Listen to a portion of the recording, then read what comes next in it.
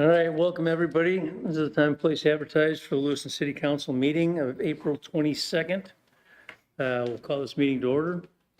And our first order of business is the Pledge of Allegiance. Please stand and join us in reciting the pledge. Pledge allegiance to the flag of the United States of America and to the republic for which it stands, one nation, under God, indivisible, with liberty and justice for all. Thank you.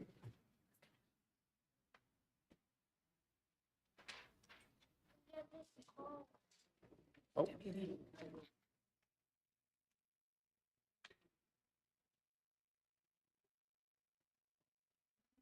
Okay, before we get to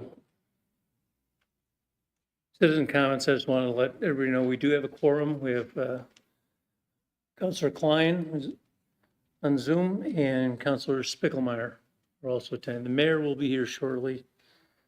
I guess he didn't want to open the meeting, so. Anyways. So next order of business, citizen comments. It's an opportunity for citizens to address the council. Thank you.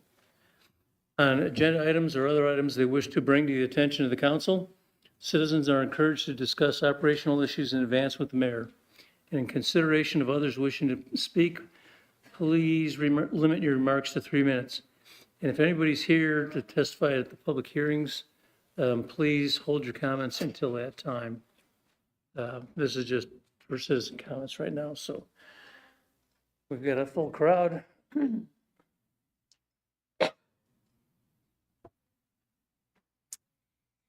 Good evening, President Kleberg and members of the council.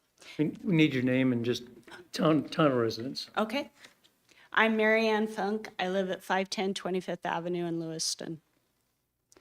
Thank you for the opportunity to address you today. I am the designated spokesperson for a group of ardent fans of the Lewiston City Library, and if I could get them to raise their hands. Well, good.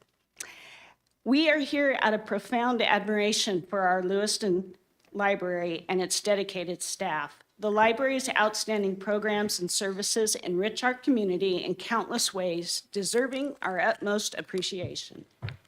Libraries have been in the news quite a bit lately, but the news that inspired our group to form was that the city and county governments in pockets of Idaho and southeastern Idaho and North Idaho have signed resolutions of support for their city and county libraries. We find this incredibly exciting. Last week, copies of these resolutions were provided to the city clerk for your review.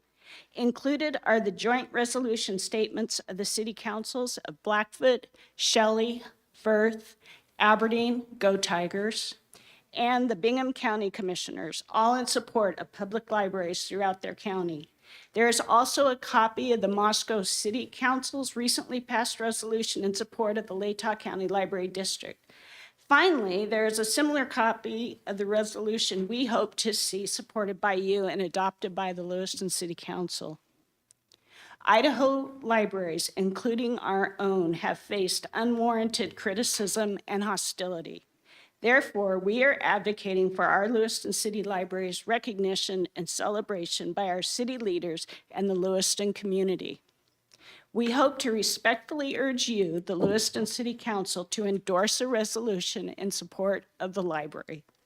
Libraries are pillars of equality, offering all individuals unfettered access to knowledge and information. Every citizen should find themselves represented in library collections, and parental guidance should and does dictate minors' reading materials. Yet libraries have become politicized battlegrounds, facing legislative attacks on their autonomy and content and robbing them of governance by local control. Our plea for a resolution isn't a political stance, but a response to those making libraries a political issue. Recent legislative proposals, and one soon to be enacted into law, have threatened library autonomy and targeted their content, undermining their vital role in our community. We implore the Lewiston City Council to pass a joint resolution affirming unwavering support of our library. Such a resolution would reaffirm the library's mission, embodying its vision where learning and liberty intersect. A robust democracy hinges on free, equal, and open access to information, with libraries serving as indispensable gateways to lifelong learning. Let's demonstrate to the state of Idaho and our nation our steadfast support for Lewiston City Library. Together, let's protect and uphold the integrity of our beloved Lewiston City Library, recognizing it as the invaluable asset it truly is in our community. Thank you. Thank you very much.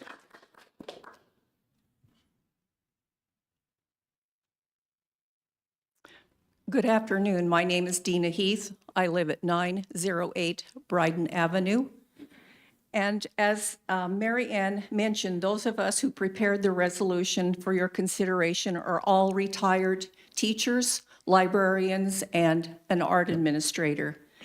We have chosen to spend our retirement years supporting the library by being on various committees and helping develop projects and programs and help with fundraising.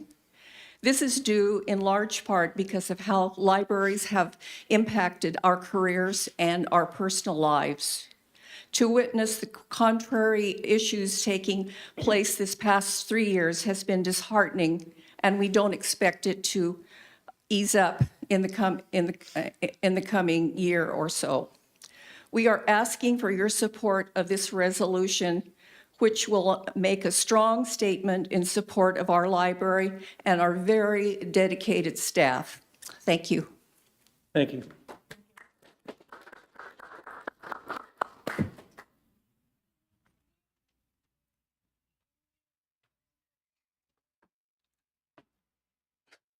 Go ahead.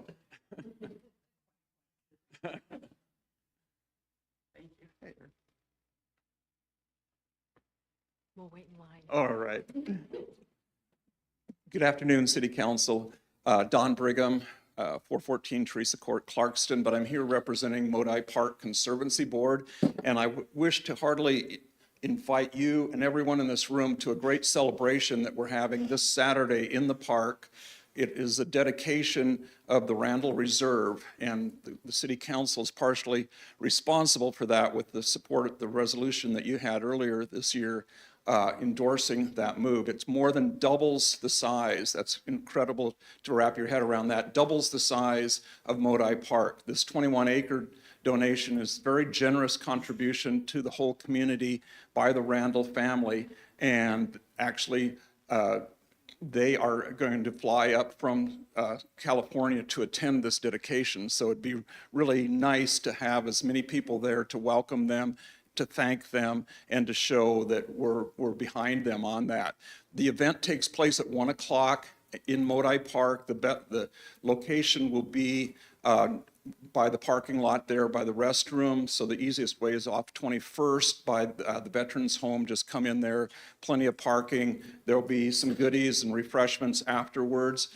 So a brief ceremony to dedicate it, plant a tree, which also ties in with what Tim Barker is going to, I guess you're going to give him a proclamation about Arbor Day again, and we're celebrating that as well. So all of these things are harmonious. And of course, today is Earth Day, so it's very apropos that we're doing all of these things to look at bettering the environment of the valley. So again, the event is at 1 o'clock this coming Saturday after the Seaport River Run. You can come up there, join us for a brief celebration, and to thank the Randall family for this very generous donation of 21 acres right in the heart of our community. Thank you. Thank you.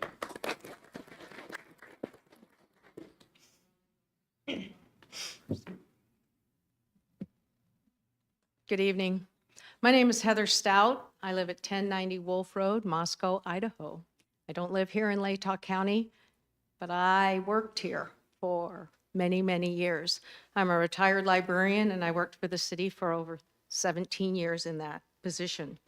I'm here to encourage you to approve the resolution the library resolution, and I'd like to share some statistics with you that I think will help you to come to a good decision.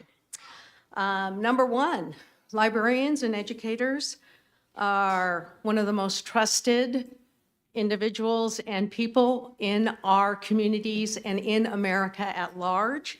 They are trusted more than doctors. They are trusted more than lawyers. And not to be surprising, they're trusted a lot more than politicians. I would like to talk to you a little bit about library programs. There's a huge correlation between summer reading programs and success in school. We have a term, it's called the Idaho Reading Indicator. It is given to children as they progress through school and where they are in their reading. Kids that go through summer reading programs continually have a higher rating, and they continue to be more successful at school because they've read over the summer. That's one of the wonderful things that libraries, especially this library, brings. One of the other things that this library and libraries in the state work with is early literacy, kindergarten readiness, super important so our kids are ready for school and are ready to be successful as they continue. The other thing about all our libraries here is that we have an availability of materials that go across generations, they go across ages, interests, and they go across questions that you need information on, all those things. The more you read and the more information that you're able to access, the better your critical thinking skills. So that's another important thing about our libraries.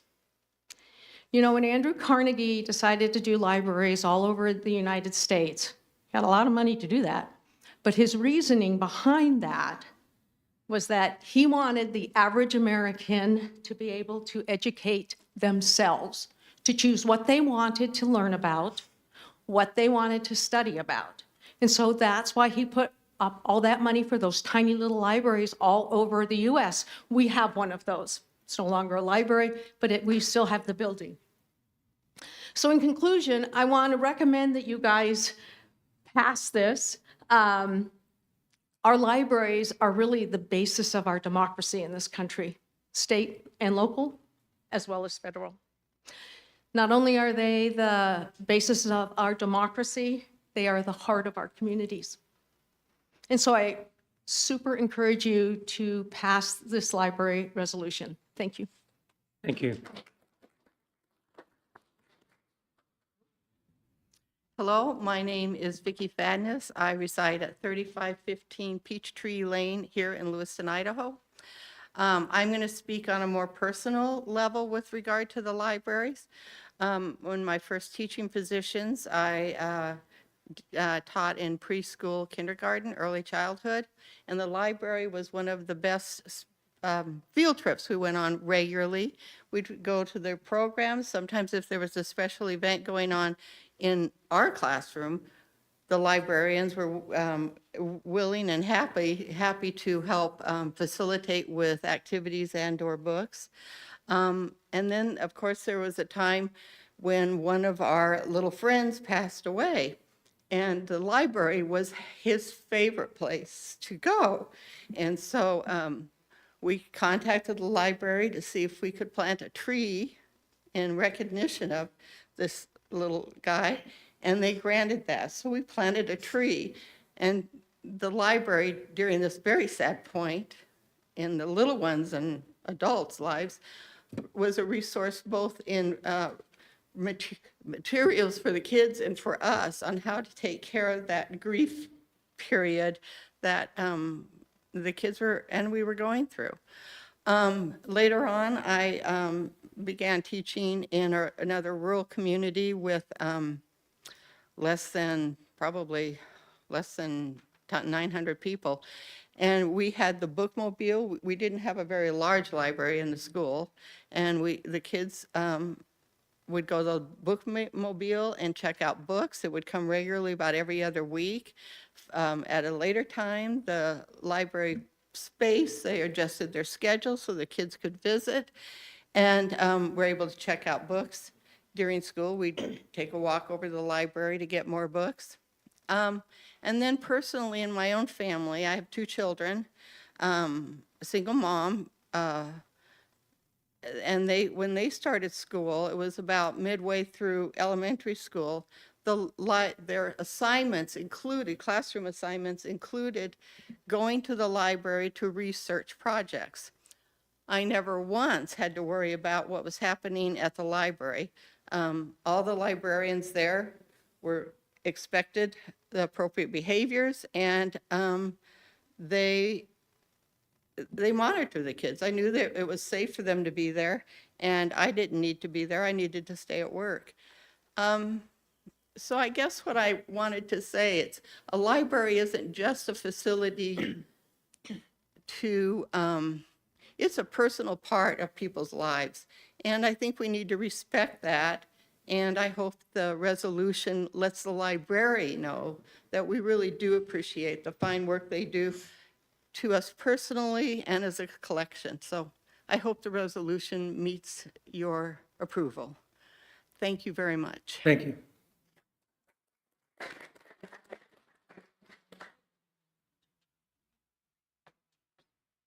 Anybody else?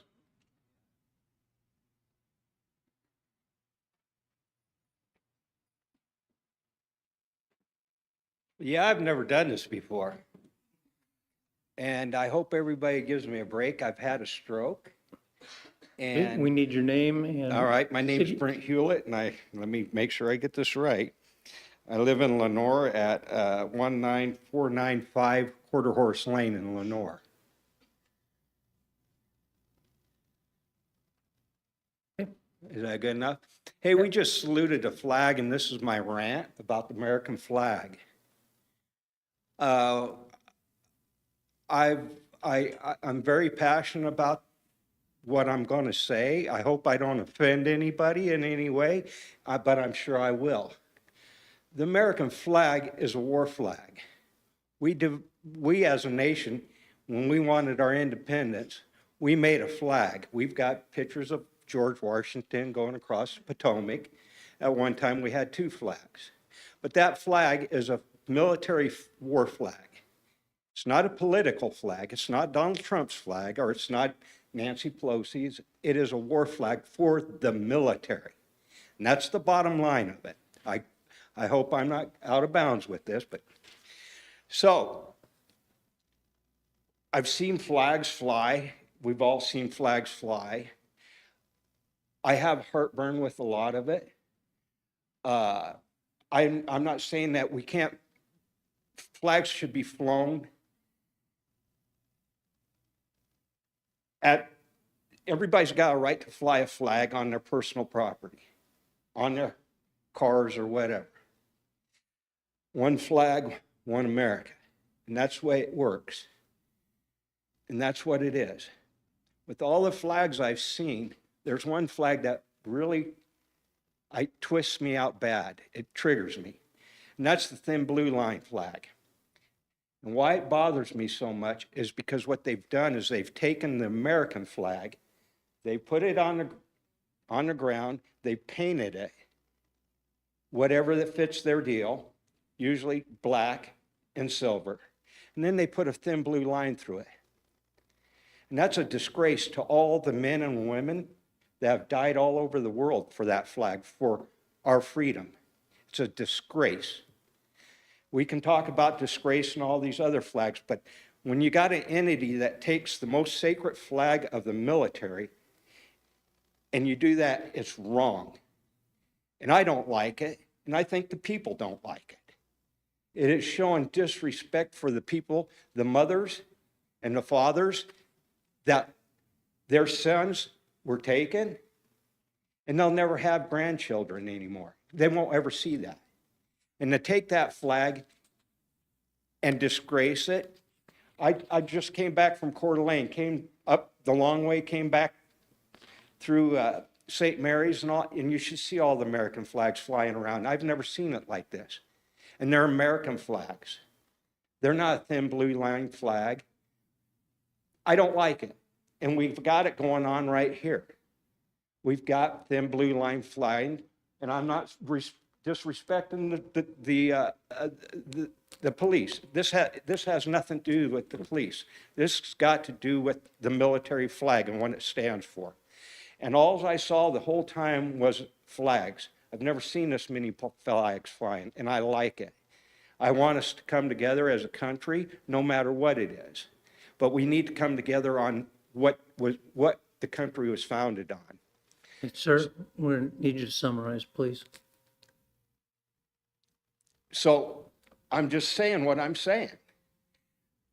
Further up the road, there's a police department up there, and they've got the thin blue line flag flying in 3 different places in that police department. They've got it all over their cars, and we've got it here in Lewiston too. But guess what's not flying at the police department? An American flag. It's a disgrace, people. Too many people have given the ultimate sacrifice for that. And anybody that's in the military will tell you that if you took that American flag off the pole and you did that on a military base, you'd be court-martialed. And you'd never be able to, I'm done. Okay, thank you. All right, thank you. You bet. Thank you. Appreciate your thoughts. Have anybody else?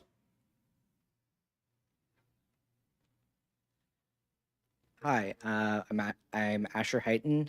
Do I have to list my full address, or is it okay with Just the town. Lewiston, Idaho? I'm here in support of the library resolution. My original speech was going to have a little bit more of a political take, but out of respect for the people who've come here to try it, that wanted to take a non-political take on it, I will not be going with that angle.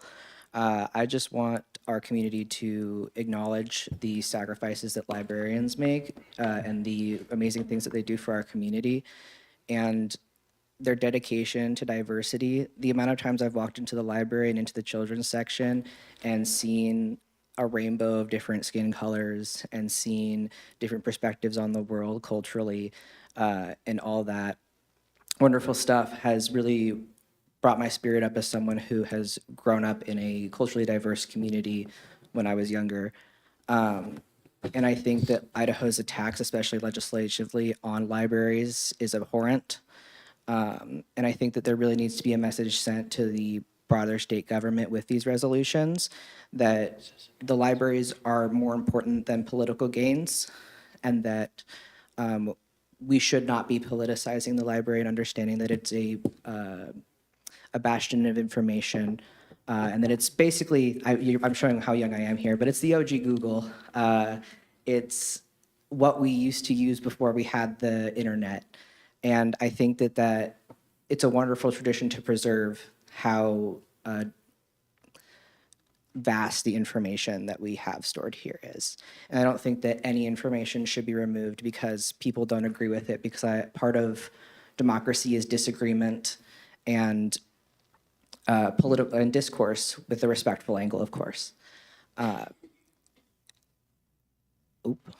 I just, I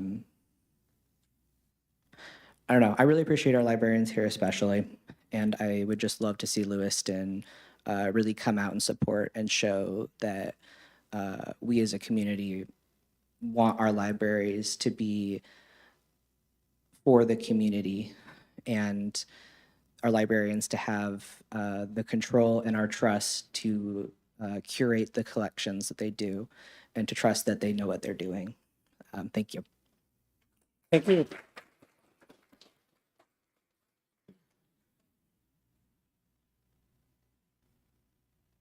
Anybody else this evening?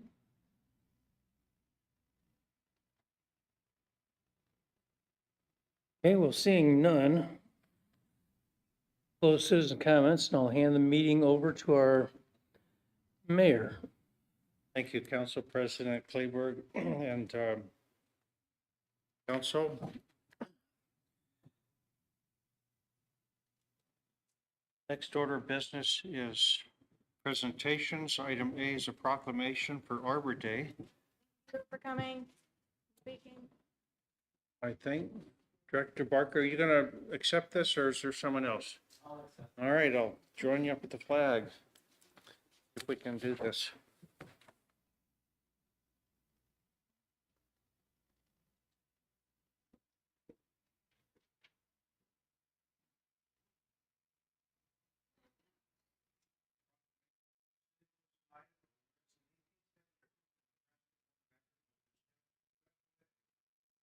coincide with the planting of trees, and whereas this holiday called Arbor Day was first observed with the planting of more than 1 million trees and grass, whereas Arbor Day now serves throughout the nation and the world. That whereas trees can be solution in combating climate change by reducing erosion of our precious oxygen, by limiting water, reducing fuel costs, moderating the temperature, filling the air, reducing light and oxygen, and providing habitat for wildlife. Whereas trees are a renewable resource, we must pay for wood for our homes, fuel for our fires, and chemicals for wood products. And whereas trees in our city increase property values.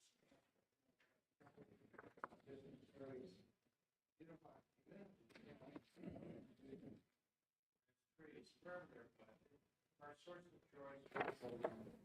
Now therefore I, Dan Johnson, Mayor of the City of Lewiston, proclaim April 26, 2024 as Arbor Day. The City of Lewiston and urge all citizens to celebrate Arbor Day and to support efforts to protect our trees and woodlands.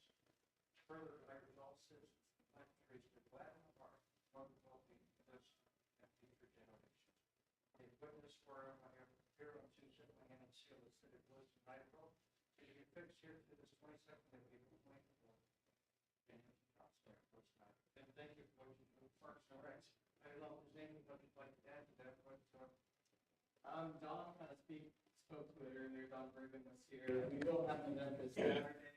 Typically, we celebrate Arbor Day on Friday, but because of the event that's going on at Modoc Park, we will be partnering with Modoc Park Conservancy and planting 3 separate trees, along with the Tree Canvas USA program will be there as well with LCSC. So we partnered with LCSC in the last about 5-6 years and done a joint activity together. So it'll be a great celebration on Saturday if you could make it 1 o'clock at the park.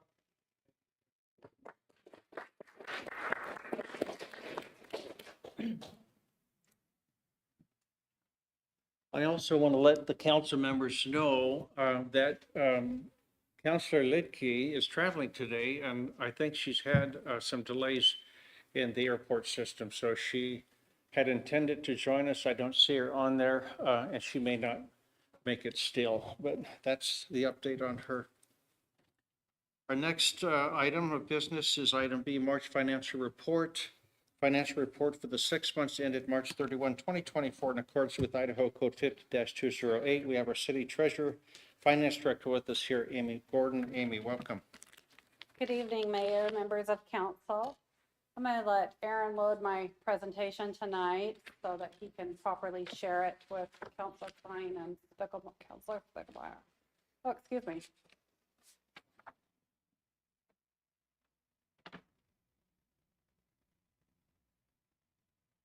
So in your packet that you had for this evening, and the presentation tonight is for the quarter ended March 31st, 2024. This is the city's second quarter of the fiscal year. So at this point, we are 50% through our fiscal year. I wanted to just recap the general fund revenues. So we are right at 50% of revenue. Included in our budget this year, we budgeted to spend approximately $2 million of the city's unassigned fund balances. That is primarily what makes up the other line item in the general fund revenues. That's something that we budget. We budget to spend our savings, but it's not a revenue we collect. So that line item of your financial reports will always maintain at about 0%. So taking that into consideration, being at 47% of our revenue year to date is in excess of 50% of where we would typically be at this time of year. You can also see on the last line item there, our interest revenues. We were really conservative on what we budgeted for interest earnings this year because we didn't want to be count too much on a high interest rate market so that we could easily adjust for that as rates come down. Rates have consistently maintained where they were at the end of our fiscal year, so we are performing very well on the interest earnings the city has received on their idle funds and their money in reserves, and this will help offset what we plan to spend out of our savings. just a few snippets from a couple areas of the general fund expenses. Overall, departments are spending under budget. So these are the, our insurance trust is the one area where we are exceeding and right at budget. We pay our insurance premiums all at one time at the very beginning of the year. So we spend 100% of that budget very early in our fiscal year. So this is, although we're at 100%, it's a planned expenditure to be at this level at this time of the year. And I also threw into this slide the property improvement budget, which includes the assigned building, the building reserve. This is actually a good extension to the conversation we had earlier this afternoon. We did fully appropriate the funds that were in that account so that council had the opportunity to spend it at their discretion should they choose to. I wanted to point out to council, because it's always good to have this reminder, this report would not include encumbrances. So we have brought before council throughout this year and far more than 290,000 of improvements to be made to city facilities. The reason you're only seeing the 290,000 on this report is this is money that's been expended to date. So what you have previously approved in prior council meetings, it's been encumbered, is going against that budget, but until it's spent, you won't see it on your monthly financial reports. Workers' compensation fund, we talked about this earlier today as well. We continue to struggle with the cost of claims. And we will be looking at this fund closer this coming budget year and trying to get a better assessment of what we should have for reserves in that account. We're currently going through an actuary, so we can have some outside professional opinions on what would be a sufficient reserves for our workers' compensation. And then I'll work with the mayor on funding opportunities that we might have to replenish the reserves we've spent the last few years with the higher medical claim costs and replenish those funds. You will see this on your amendment list for the current year, because as you can tell, we are already fully expended what we have set aside for claims costs. We also, with our higher claim costs, we are having to also pay more for our stop-loss coverage, which protects us against a catastrophic claim. Information systems, I'll usually highlight this once a year for council. They are at 75% of their contracted services budget, but I just want to remind council that the majority of this budget line item covers software expenses. Most of our software expenses are on annual contracts that renew towards the beginning of the fiscal year. So we pay those at the front end of the contract, and that expense will happen earlier in the year than measurably throughout the year. Transit, I just wanted to highlight this one. If you were to look at their revenues year to date, it might seem alarming, but it takes a while for the grant funds to become available to us. We know the grant funds are there, that we are a recipient and a grantee of those funds, but it takes a while to get the certifications and everything in place where we can start making the drawdowns on those grants, which just recently the transit manager submitted all of her reimbursement requests year to date. So you'll start to see that revenue really catch up in the next couple of financial reports. And that's all I have for this financial report. So, and council has any questions for me, I am available for those. Thank you, Director Gordon. Councilors, Councilor Forsman? Or just a comment to today's earlier work session for the public, that we're having more of those, right? So more opportunities for the public to listen in on the budgets. So just if you want to have more in-depth understanding of the budgets, those work sessions are going to be there and they're live. Our finance department has taken upon themselves to give us a more in-depth understanding of our budget and making sure we have more time to understand it, and just want the public to be aware of that, and appreciate you guys' time and effort for that. Thank you, Counselor. I guess I missed this. Counselor Spicklemeyer, is he with us tonight? Yes. He is. Okay, thank you. Counselors, if you have questions virtually, I'm just going to have to watch for you, or you're going to have to speak up. Otherwise, we'll keep moving forward. Okay, thank you. Okay, I think that's it. Thank you, Director.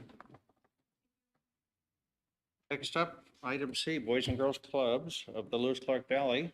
Presentation by Executive Director John Evans regarding the activities financed with city funds. John, please, welcome. Thank you. John Evans, Executive Director, Boys and Girls Clubs, Lewis-Clark Valley, currently headquartered at 1021 Burl Avenue.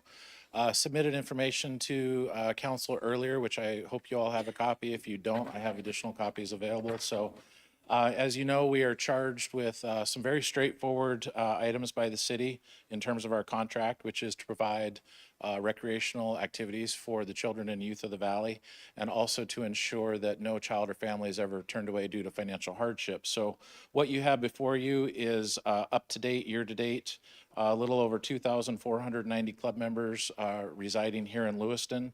And then you can see for each of the activities, how many of those Lewiston residents participated in each one of those, along with some additional numbers for after-school grilled cheese sandwich snacks, summer lunches, school year breakfasts. Up to date, we're at 2,166 total Lewiston youth who have participated in all of those activities.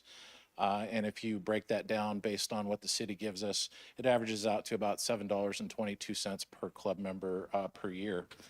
This past year, we gave out 2,111 financial scholarships. That's a combination of full and partial. And that total dollar amount so far year to date is $55,593 that we've been able to provide in assistance. As part of our contract, we're called to meet with the mayor and city staff as needed. We've continued to have those meetings on a regular basis, as well as inviting council members and staff members to the various activities and functions that we have with the club. Two other items, I think we've mentioned one of these before. One of the things that we pride ourselves on at the club is we don't always just come to the city asking what can the city do for us.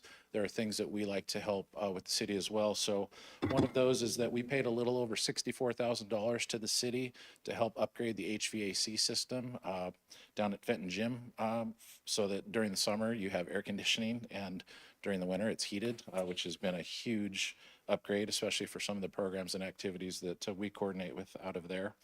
And then we were also asked a few weeks ago by the city to host a tour group from the Idaho Recreation and Parks Association annual conference. We did that. We had about 20 people who attended the tour at our current site that's under construction. It was great. You had people from all over the state. About half of the group had some familiarity with Boys and Girls Clubs, but they're all very excited to see that project. And there were a lot of questions about how did this project come to be and what does that collaboration look like within a city? How do you repurpose an old facility? So it was a great tour. We're thankful to Tim for the opportunity to show off that construction project to people from all over the state. And with that, I will stand for any questions that council might have. Thank you, John. Counselors? Questions?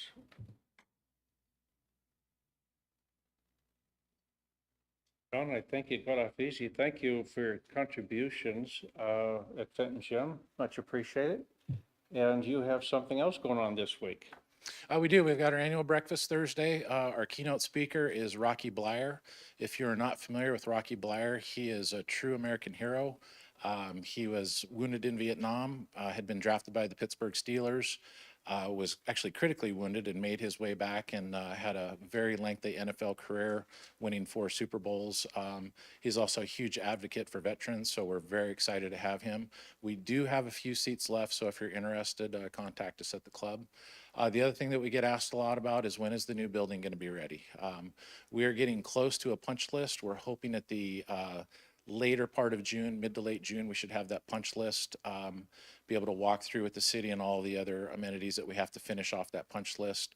That'll give us July to start moving equipment and furniture in. And then we're hoping to host some community open houses in August so that people get a chance to see it.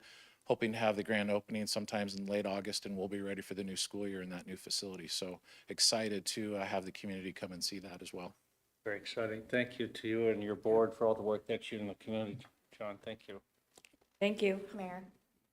Oh, Another Councilor question. Forsman? Just a comment, or not, just, I don't have questions because I hear you guys out in the vat. You're one of those entities that everybody's talking about, right? Boys and Girls Club. I know lots of parents that utilize you guys. So I see the work that you guys do just by being out and about. And I just appreciate that kids have somewhere to go. Parents have a safe place that they can have their child go to if they maybe can't afford private daycare or anything like that, and that you don't turn them away. So I don't have questions because I see it and I see you guys using that money to good, and I just appreciate it. Okay, thank you. Thank you, John. Thank you. Okay, councilors, next up, item D, beautiful downtown Lewiston, presentation by Executive Director Brenda Morgan regarding the activities financed with city funds. Brenda, welcome. Please you. introduce yourself for the record. The floor is yours. Thank you, I appreciate it. Hello, Mayor and Council. My name is Brenda Morgan. I am the Executive Director for Beautiful Downtown Lewiston. And for those who may not know, Beautiful Downtown Lewiston is our designated Main Street program for our district. We are appointed through Main Street America and follow the 4-point approach. If you have any questions on what our organization does as a whole through that program, it is listed on our website. I know I get a lot of questions about, how do we build that structure? So I want to make sure to touch on that point. Today, I'm here to cover how our organization has utilized the funds provided by the City of Lewiston in reference to our annual service agreement. I will touch briefly on the 6 categories, and this will follow with a written report to Council before the end of June. First topic is leadership and coordination. BDL has actively provided leadership in downtown revitalization efforts, engaging with stakeholders and coordinating various initiatives to enhance the economic vitality of the area. Events like First Friday, Ladies' Day Out, and Plaid Friday play a key role in the perception of our bustling downtown district. A lot of feedback that I get from people that are visiting, maybe folks that have been born and raised here and haven't been here for several years, is the perception of our downtown. What is the actual look and feel? This kind of covers the full gamut of all of those details. Second is private investment promotion. Funds have been allocated towards organizing downtown property tours, which just happened on April 16th, as well as providing support to businesses within the downtown Lewiston Business Improvement District, even after its dissolution at the end of last year. We are still kind of funneling questions on the overall view of the Business Improvement District over the last 3 years, and we are happy to continue to disseminate that information. These efforts aim to stimulate private investment and business growth in downtown. It also gives investors and stakeholders an opportunity to connect with one another for potential projects. We had a total of 25 registered tour goers for our downtown property tours. We were able to visit, I believe, 5 locations, 4 commercial and 1 residential, both in various stages, and we're able to really highlight what some of our local businesses have done to enhance the historic buildings in our district, as well as improve in residential and commercial spaces. Community events. City funds have been used to partially support community events such as Crazy Days, Art Walk, Plaid Friday, and Small Business Saturday. These events contribute to the vibrancy of downtown and attracts visitors to the area. We focus primarily on the ability to bring people into our district so that businesses can benefit from the foot traffic and visibility. A lot of our local businesses do report back on percentage of sales. They usually base it off of any other Saturday or Friday, depending on when that event date is. And we see increases anywhere from 150 to 310% increase in their sales with that foot traffic. Marketing and branding. BDL has utilized funds to market downtown Lewiston through its website, tourism marketing initiatives, and branding efforts. These activities help promote the unique offerings of downtown Lewiston and attract tourists and shoppers alike. We have included more opportunities to be visible to surrounding areas, cruise ship passengers, and wine connoisseurs through our print and digital ads in various publications. We work really closely with Michelle Peters at Visit LC Valley to be able to include some information on our events as well as amenities in our downtown district through a lot of the publications that they are in as well. Family-friendly events. Funds have been allocated towards organizing family-friendly events like Pumpkin Palooza, Sound Downtown, and Hot August Hoops. These events enhance the quality of life for residents and contribute to the overall appeal of downtown Lewiston as a destination. It gives families options for healthy activities in our district, all while still supporting the economic growth of new businesses. As a big push for these particular events that were just mentioned, we are really trying to coordinate with the businesses right on Main Street and those also providing other services during those events for food, sports equipment, and overall connectivity between those events. And we're really excited to highlight over 27 different businesses with these events individually. Liaison and strategic planning. BDL has served as a liaison between the city and the private sector, facilitating collaboration and communication to advance economic development goals. Additionally, funds have supported the implementation of long-term strategies referenced in the city's strategic plan in conjunction with the downtown master plan. We pride ourselves in being a hub for those seeking information on business development, economic impact, and sustainability in our district. A large portion of that is our innovation hub that serves as the retail space in our new building at 528 Main Street.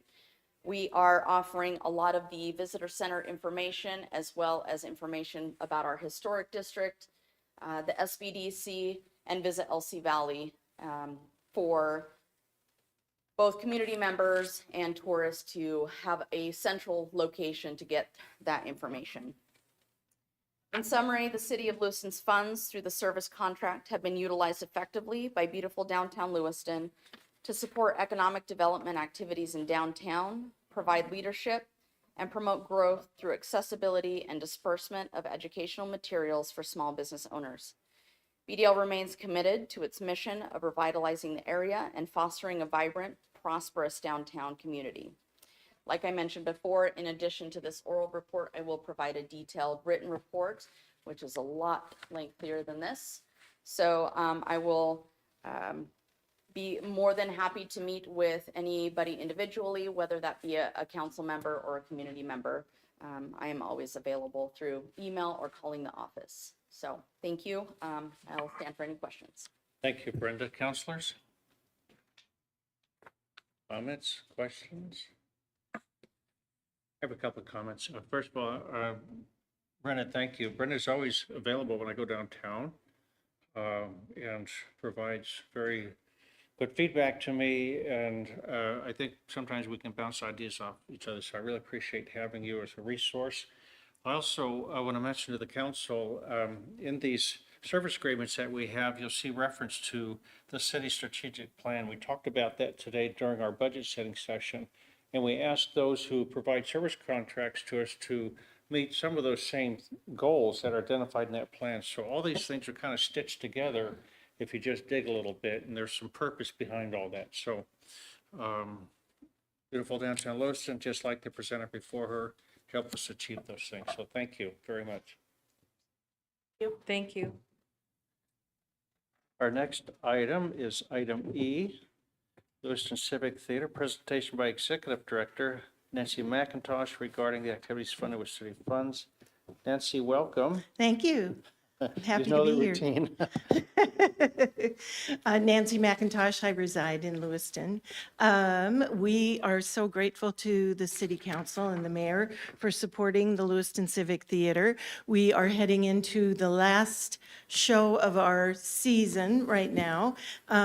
We just, they're in rehearsal for a show called School of Rock, and we've been able to double cast that show, so lots of people are involved. Probably over 40 cast members and all the people that help support the Civic Theater in the technical end of things. Because of the council support, we are able to license the next season's shows, and I can let you know what those are. We're going to, our fiscal year starts on July 1st, so we're working on creating a program that will train new directors for us. We're doing a 10-minute play session, and we're also doing a one-act that's happening. We're going to create that and train some of our new directors so that they will get brave and be able to direct a show. At the end of School of Rock, we are doing our kids program, and that is Shrek Jr., and that will be directed by Amy Baker Stout. And we're signing up children right now. We're hopeful that we'll have 150 kids involved. We're very excited about that. And then we'll move into the 10-minute plays. And then we're going to do Dracula, A Comedy of Terrors for Halloween. We're going to bring in a guest director and have someone come in. My friend Andy Myers is going to direct Annie for us at Christmas time. Then out at the Lindsay Creek Vineyard, we're doing a show called Tony and Tina's Wedding, Steel Magnolias, and Oklahoma. So because of the funding that the city provides us, we're able to license all these plays, and we have permission to perform these shows. It's very expensive to get the rights to do these shows. If any of you saw A Christmas Story, in order to license that show, it was $11,000. So a lot of these licenses are very expensive. So the support from the city really helps us out with that. Let's see. We also are doing acting classes for kids, both in the summer and the fall, or the spring and the fall.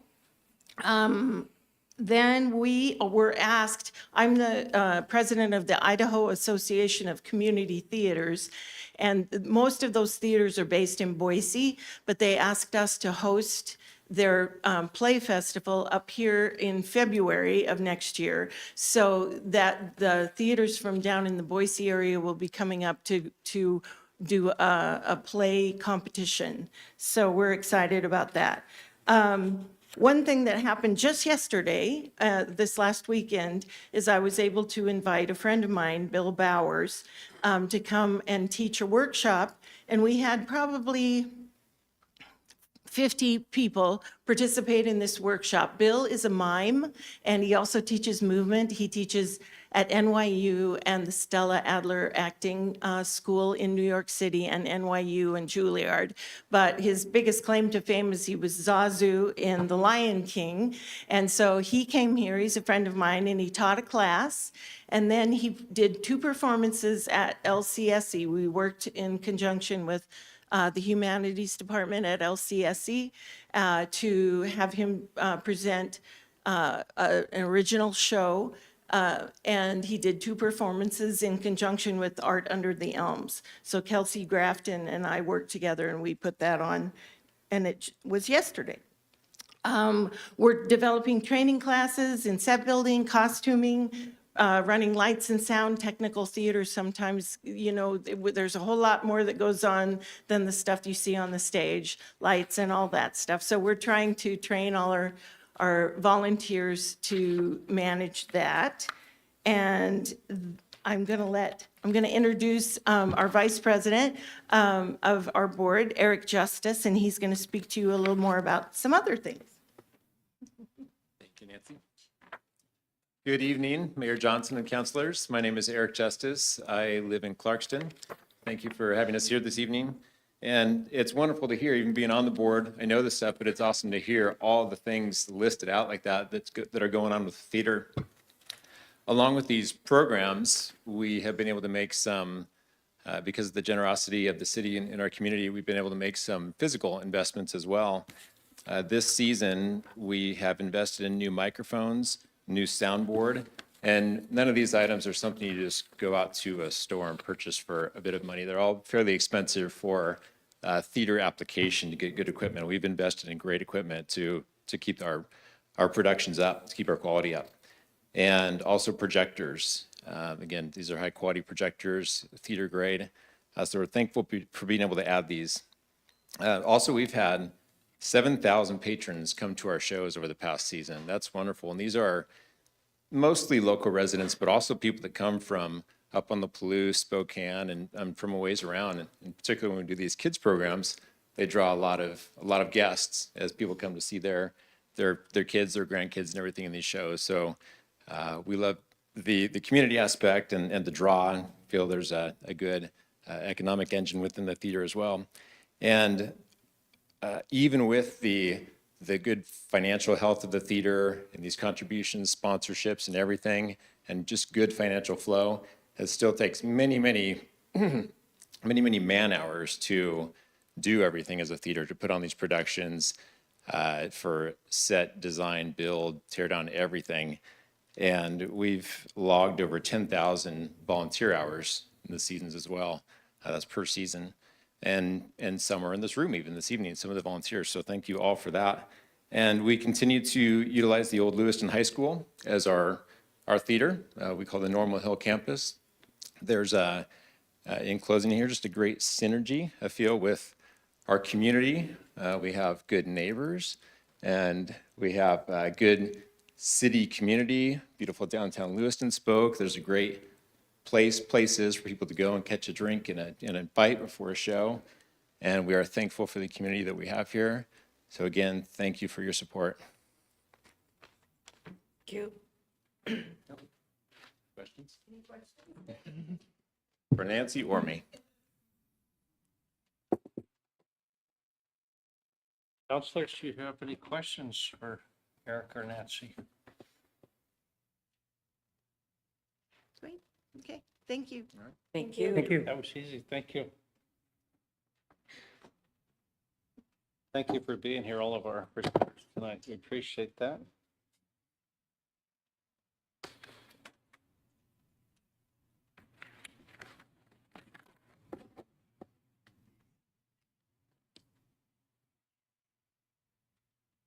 Next, we will move to Roman numeral 5, public hearings and related action items.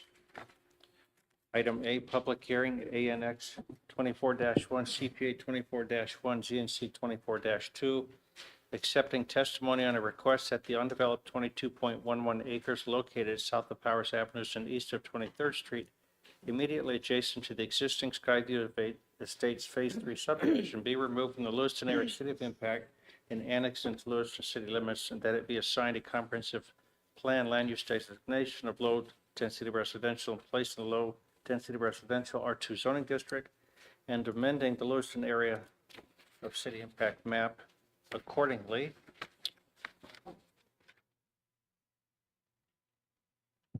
Counselor, to repeat, notice of public hearing, conduct a public hearing in which folks in the audience may provide testimony, and we will determine to approve or deny the request at some point here. Public hearing process, we'll open the public hearing, have a staff presentation, testimony from the applicant or presentation, and testimony from the public. Council, you'll have an opportunity to ask questions of the staff, the applicant, or persons providing testimony. Once we pass that, there'll be no additional opportunities to ask questions or additional evidence. Then we'll take the applicant's rebuttal, if any, then we will close the public hearing. So with that, I will open the public hearing and invite Katie Hollingshead here, our Assistant City Planner, to introduce yourself, and the floor is yours. Thank you, Katie. Thank you, Mr. Mayor. Good evening, Mayor and council members. My name is Katie Hollingshead. I'm the Assistant Planner for the City of Lewiston. Tonight, I'm bringing applications from Joe Greco for an annexation, comprehensive plan, map amendment, and rezone. So this is ANX 24-1, CPA 24-1, and ZNC 24-2. So like usual, we like to start out with some maps and then some photos. So our subject property is approximately 22.11 acres of vacant land. It is located in the city area of city impact currently. property is south of Powers Ave and east of 23rd Street. It is immediately adjacent to the existing Skyview Estates subdivision. The council did see an annexation and rezone application on phase 3 of Skyview Estates last year. So this will be phase 4, continuing on. So again, existing city of Lewiston zoning map. It has our zoning layer on. We have kind of an interesting checkerboard in this particular area. So the green shaded area is existing city property that's within city limits, and it is currently, those areas are zoned R1, which is our suburban residential zone. Applicant is proposing a low-density residential zoning designation and requesting the low-density residential R2 zone. So then this is the same map. Zoning layer is now off. Did just want to show the council. I had also shown this to our Planning and Zoning Commission where the sewer line is. That is the green line that you see along the map. It does run along Powers and extends down 23rd. There is also an additional extension kind of where that blue dotted line is, 2 houses in from 22nd, where it also extends into that existing subdivision. And that was part of the extension done by Mr. Greco as part of his phase 3 annexation. As part of the previous annexation, Mr. Greco also installed a water booster station with the Lewiston Orchards Irrigation District. And that's also indicated on this map. It's right below the most eastern house along 23rd. And then just some photos of the subject property as it currently sits. So I am at the temporary cul-de-sac that is at the end of developed 23rd. And I am looking east at the subject property. So you can see just open flat ground. You can see some transmission lines farther to the east. And then pivoting, I'm now looking south. So you can see I'm in that temporary cul-de-sac that was installed as part of phase 3. Looking south towards the Walleye area. And then turning and pivoting again and looking west. So these are houses being built currently in the phase 3 portion of Skyview Estates subdivision.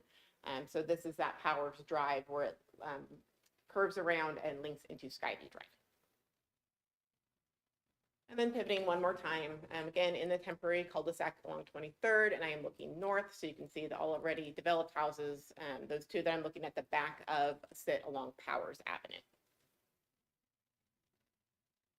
And then going to the other end of the property, I'm now at the northeastern corner of the subject property. So you can see where those transmission lines that I pointed out in that first photo, I'm now standing next to them, basically. And I'm looking south. So again, you can see green, flat, open, vacant property.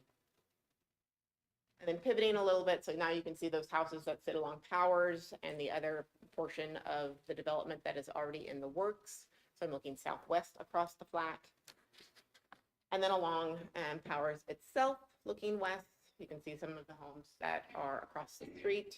And then again, open property right next to me.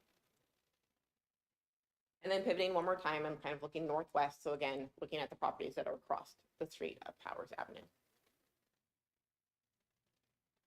And then pivot again, you can see transmission. Okay, so that's all of my photos. So like I said, applicant is requesting that the undeveloped 22.11 acres that are located south of Powers Ave and east of 23rd Street, immediately adjacent to the existing Skyview Estate subdivision, be removed from the Lewiston area of city impact and annexed into Lewiston city limits, and be assigned a comprehensive plan land use designation of low density residential, which is called out in the plan for that particular neighborhood, and placed in the low density residential R2 zoning district. This would also, these ordinances that will be in front of you following the public hearing would also amend our Lewiston area city of impact map. That's a comprehensive map amendment, and then assign that zoning designation. And I would stand for questions. Thank you, Katie. Councilors, any questions before we go to Councilor Forsman? Just one. It says here, the neighborhood strongly expressed desire for retention of animal rights. I think we've discussed this before, but they would still have that. Any other properties that meet the standards, yes, This does not take those animal rights away from any other property. It just, the newly annexed properties would not have that same option. So if somebody was looking to purchase property and wanted animal rights, they're probably not going to buy these particular lots. But any of the surrounding lots that are R1, if they meet the size designations that are called out in the animal rights portion of code, then they can have animals. Thank you. Technically, all properties can have chickens. I realize the chickens. Want chickens? Want to get real specific, all properties can have chickens. Okay, thank you. Councilors, further questions?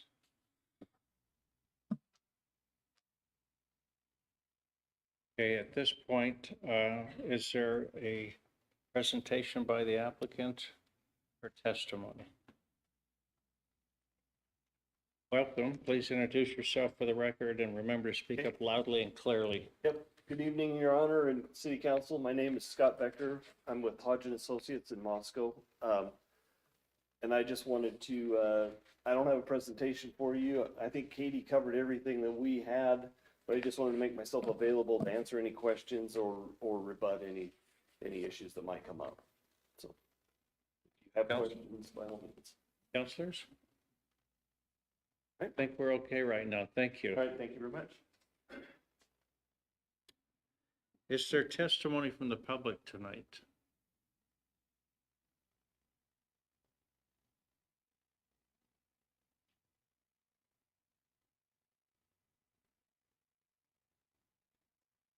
Okay, I don't hear any. See no rebuttal. I will close the public hearing. Thank you. Next up, item B, first reading ordinance 4915, considering implementing the city council's decision in ANX 24-1 to annex land in the Lewiston city limits. This is an action item. Again, our assistant city planner, Ms. Katie Hollinshead. Welcome. So this is the ordinance that would implement your decision in the annexation request, ANX 24-1. Councilors, questions before we consider this?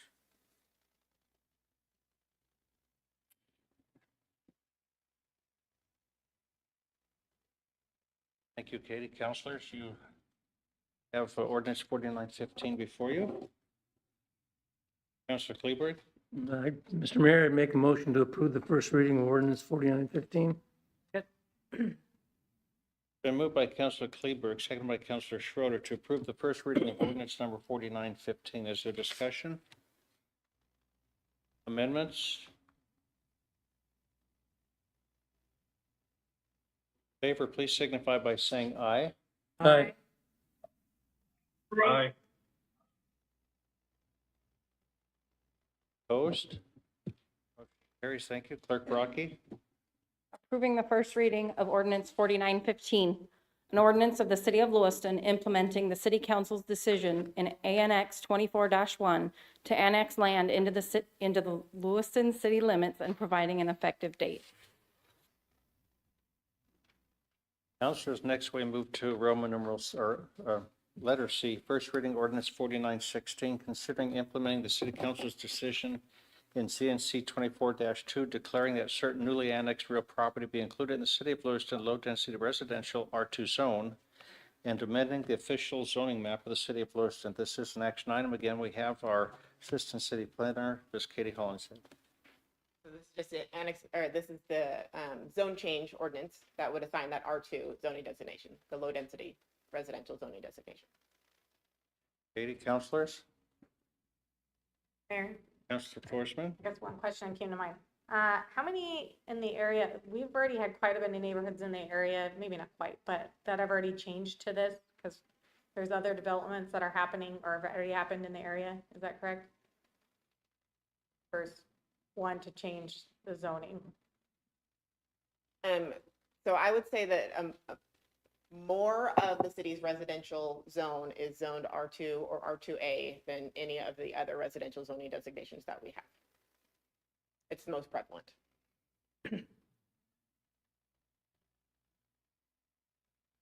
Mayor, Councilor Schroeder? I move to approve the first reading of ordinance number 4916. Second. Been moved by Counselor Schroeder, second by Counselor Kleberg, to approve the first reading of ordinance number 4916. Is there discussion or amendments?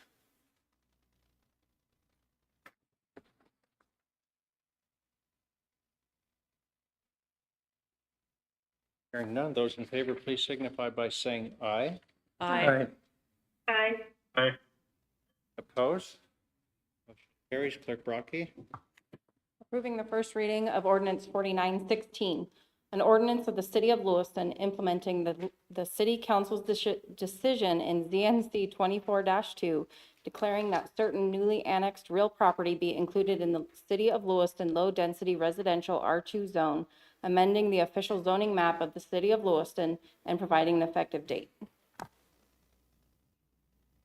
Thank you, Clerk Brockie. Councilors, next we have letter D, first reading ordinance 4917, considering amending section 39-1 of the Lewiston City Code to update the city of Lewiston area of impact, city impact boundary map. Action item, our assistant city planner, Ms. Katie Hollingshead. Katie? This is the final ordinance in the series. So the previous one updates our zoning map. This ordinance updates the county's zoning map, adjusting that boundary between the two. Mayor, Councilors, question? Councilor Schroeder? I move that we approve the first reading of ordinance number 4917. Second. Been moved by Councilor Schroeder, seconded by Councilor Kleber, to approve the first reading of ordinance number 4917. Is there discussion or amendments? Hearing none, those in favor, please signify by saying aye. Aye. Aye. Opposed? Carries. Clerk Brockie. Approving the first reading of ordinance 4917, an ordinance of the city of Lewiston amending section 39-1 of the Lewiston City Code to update the city of Lewiston area of city impact boundary map and providing an effective date. Thank you, Clerk Brockie. Council, next we move to Roman numeral 6, consent agenda. All items on the consent agenda are considered routine by the council and will be enacted by one motion. There will be no separate discussion on these issues unless the councilor so requests, in which case the item will be removed from the consent agenda and considered on the active agenda under items moved from the consent agenda. Mayor, Councilor Schroeder? I move that we approve the consent agenda. Second. Been moved by Councilor Schroeder, second by Councilor Kleberg, to approve the consent agenda. Clerk Brockie? Council President Kleberg, Aye. Councilor Schroeder, Aye. Councilor Forsman, Aye. Councilor Klein, Aye. Councilor Spickelmeyer. Aye. Thank you, Council. Thank you, Clerk Brockie. Councilors, next we move to the active agenda, Roman numeral 7, item A, 2024 CDBG program update, receiving an update on the City of Lewiston's 2024 Community Development Block Grant Program. This is an action item, and we have our grant manager, Ms. Melinda Rose, with us here tonight. Melinda, please introduce yourself for the record, and remember to speak up loudly and clearly. The floor is yours. Good evening, Mayor and Council. I'm Melinda Rose, Grant Manager for the City of Lewiston. And tonight we are talking about the CDBG applications that have been received. The City of Lewiston is an entitlement area, and so we get an allocation on an annual basis from HUD. And with those funds, we put out for applications for different projects in the city. Anybody basically is eligible to apply for that funding other than individuals. And so we've received 7 eligible applications that we are considering. Not having received our allocation for 2024, we're not at the point where we can actually make a selection of these applications, but we wanted to let council know what has been received. So I think Aaron has a slide too, kind of just showing those.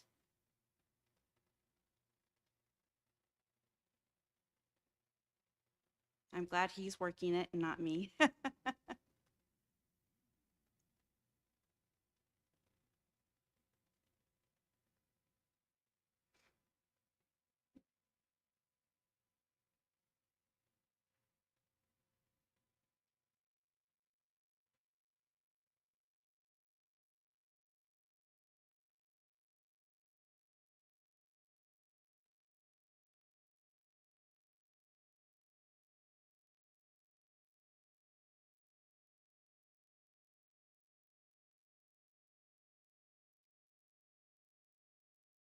Background noise while this, you know. Shall I dance? Yeah, or like the sound from Jeopardy. You don't want me to sing, so we won't do that. We'll be back after these short messages. I only have a couple of slides, and basically it just lists out the applications that were received. So the Salvation Army is seeking funding to do meal deliveries for the homeless. Lewiston School District seeks funding for supportive families facing homelessness. Sorry. LC Valley Cares is changing their name from the Adult Resource Center. They're seeking funding to procure supplies for distribution to the homeless. Family Promise is seeking funding to support the development of shelter homes for families in need.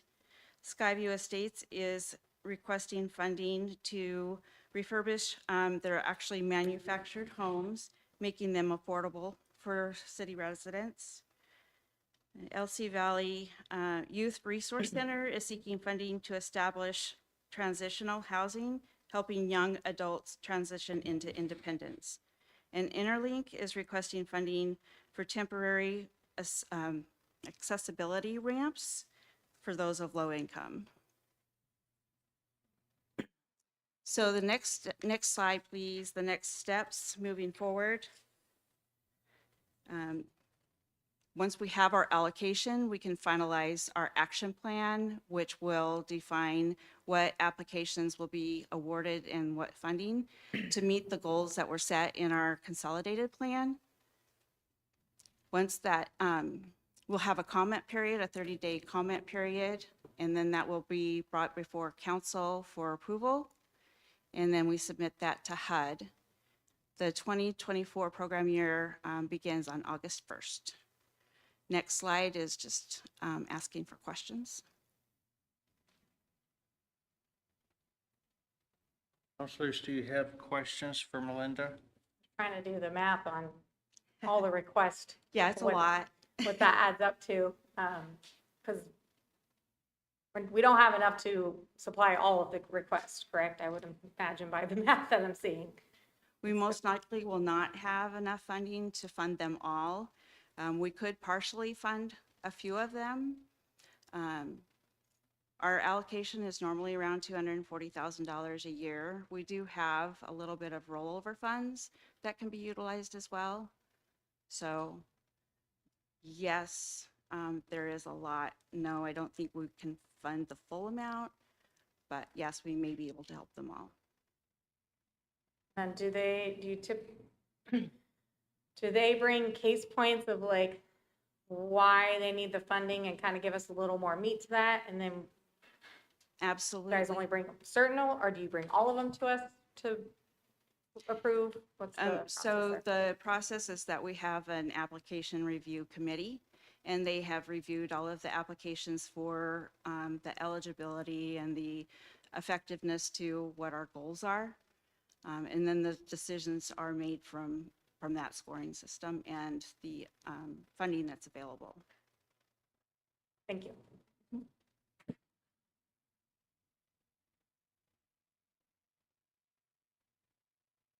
Councilors Spickelmeyer or Klein, do you have any questions for Melinda? Nope, I didn't have anything, thanks. I'm good, thank you. Thank you, councilors. Thank you. I think that's it. Thank you, Melinda. Thank you. Council, next up, under the active agenda, item B, RFQ-24-009, MJ024 Main Street Improvements, considering awarding RFQ-24-009 to Welch Comer in the amount of $881,000 and authorizing the mayor to execute the agreement between Welch Comer and the city of Lewiston. This is an action item, and we have our city engineer, Luke Antonich, listed. I see him back there, and also our director of public works, Dustin Johnson. So Director, I will turn it over to you and let you take it from there. Thank you. All right, thank you, Mayor, City Council, Dustin Johnson, Public Works Director. I sent you a memo earlier last week that identified a conflict of interest I have with this contract. And so I just wanted to take this opportunity to share it for the public record and make sure it's fully disclosed within my conflict of interest. So as you are aware, I am Public Works Director. My purview is basically directing Public Works That is projects, contracts, personnel, all things related to what we do to keep the city running. And so typically you would see me present on this contract and administer it. We did meet with the mayor, and during the course of the draft of the scope and kind of the nexus of where the project started, we put it out for advertisement, at which point I became aware that my wife, who works for an engineering firm, Welch Comer, would be putting in on it. So I have removed myself from that project. I removed myself from any point of the procurement, the interview, the selection. Real quick, just to make sure I'm kind of covering all my bases, my wife is a public engagement specialist, and it was my understanding that she will be working on this project. I'll get my notes out, make sure I cover all my bases. And so, being unrelated to the selection, Welch Comer ultimately was selected as the most qualified firm for the project. And Luke Antonich will be making the presentation, has been leading the charge as the project manager through the course. At no time was I a part of any of the process as far as negotiating, outlining the scope, or any of the specifics of the contract. The conflict exists because the contract would be awarded from the city to Welch Comer, which pays my wife an hourly wage. There is no bonuses. There is no benefit from them being affiliated with me or my wife, so she is independently a contractor with Welch Comer. This does not preclude you from awarding this contract to Welch Comer. Moving forward, if you choose to award, I will still play an active role in the project, but I will recuse myself from any payment of vouchers or amendments to the contract or any discussions of modification to the scope. I think I've got my bases covered, but if you have any questions regarding the specific conflict of interest, I can answer those. If you have any questions regarding how we are going to comply to Idaho procurement and purchasing law, we have our wonderful legal department over there too. So if there's any questions, I'm here to answer. Council, questions for Director Johnson? Doesn't look like it, Director. All right, at that point, I will hand it over to the city engineer, Luke Antonich. Thank you. Thank you, Director. Luke, welcome. Please introduce yourself for the record. The floor is yours. Thank you, Mayor, Council. My name is Luke Antonich. I'm the city engineer for the city of Lewiston. And I talked with Dustin earlier, and he said that my 3-hour presentation wasn't going to work for the schedule tonight, and to knock it back to an hour and a half. So we should be out of here by 9 o'clock or so. No, I jest. But in all seriousness, this project could use a solid hour and a half presentation. However, we don't have time for that tonight. So I'm giving you the highlights. And I hope that council has dug into the meat of what we're trying to accomplish with the contract. I believe you have, because for the past 2 years, you have taken Main Street from farther down on the list of the CIP, the Capital Improvement Project Program for Transportation, and you have taken it and placed it at number 1. And so the mayor, receiving that direction from council, told the staff to let's see what we can get done with Main Street. And so that is why we're before you tonight. That's kind of the history there. The project description. Ultimately, this project will study, design, bid, and provide construction, engineering, and inspection for underground infrastructure, including water, wastewater, stormwater systems, dark fiber and dry utilities, sidewalk vault remediation.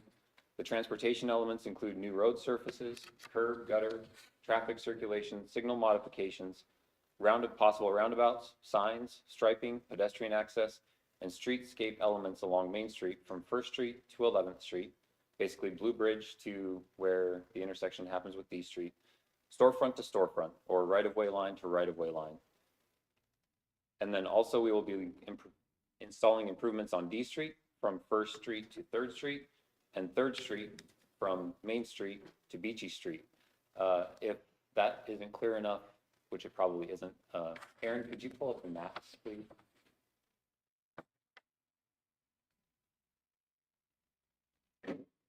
That one. So that kind of gives you an outline of the improvements we're looking at. This is a exhibit that Welch Comer provided to us, and I didn't provide very many modifications. I just threw on some labels, and you can see the project outlines in blue and in red. highlighted in green and yellow. So that's roughly the scope of the project we're looking at improvements on. The contract. So what this contract is not, is this is not a full design. It is not this will not produce stamped construction drawings. And this project does not lead straight into construction. It is a preliminary first step. So this is heavily public engagement. It's a preliminary design. And at the end of this, we should have adequate information to be able to provide to the public and to council for you to make an informed decision on, is this a project that we move forward into some type of funding program. The initial look at this would be potentially trying to achieve some type of bond election in May of 25. So we would provide all the information necessary to move forward in that direction. That is the current path that we are on. Let me just make sure I didn't have anything else to mention underneath that. Oh, back underneath project description, one thing to mention on this is much of the infrastructure that we would be looking at replacing, all of the wastewater, water, those types of things, much of this is 100 years old plus. And so this is old infrastructure. There's lots of stuff in the ground that we are uncertain of. And there are guaranteed to be skeletons that are not literal, hopefully. But as far as infrastructure goes, there's guaranteed to be some unseen things that crop up as a result of this project should we move forward. So the primary outputs of this project will be preliminary design, exhibits, and estimates to aid in the public education prior to vote for bonding of the project.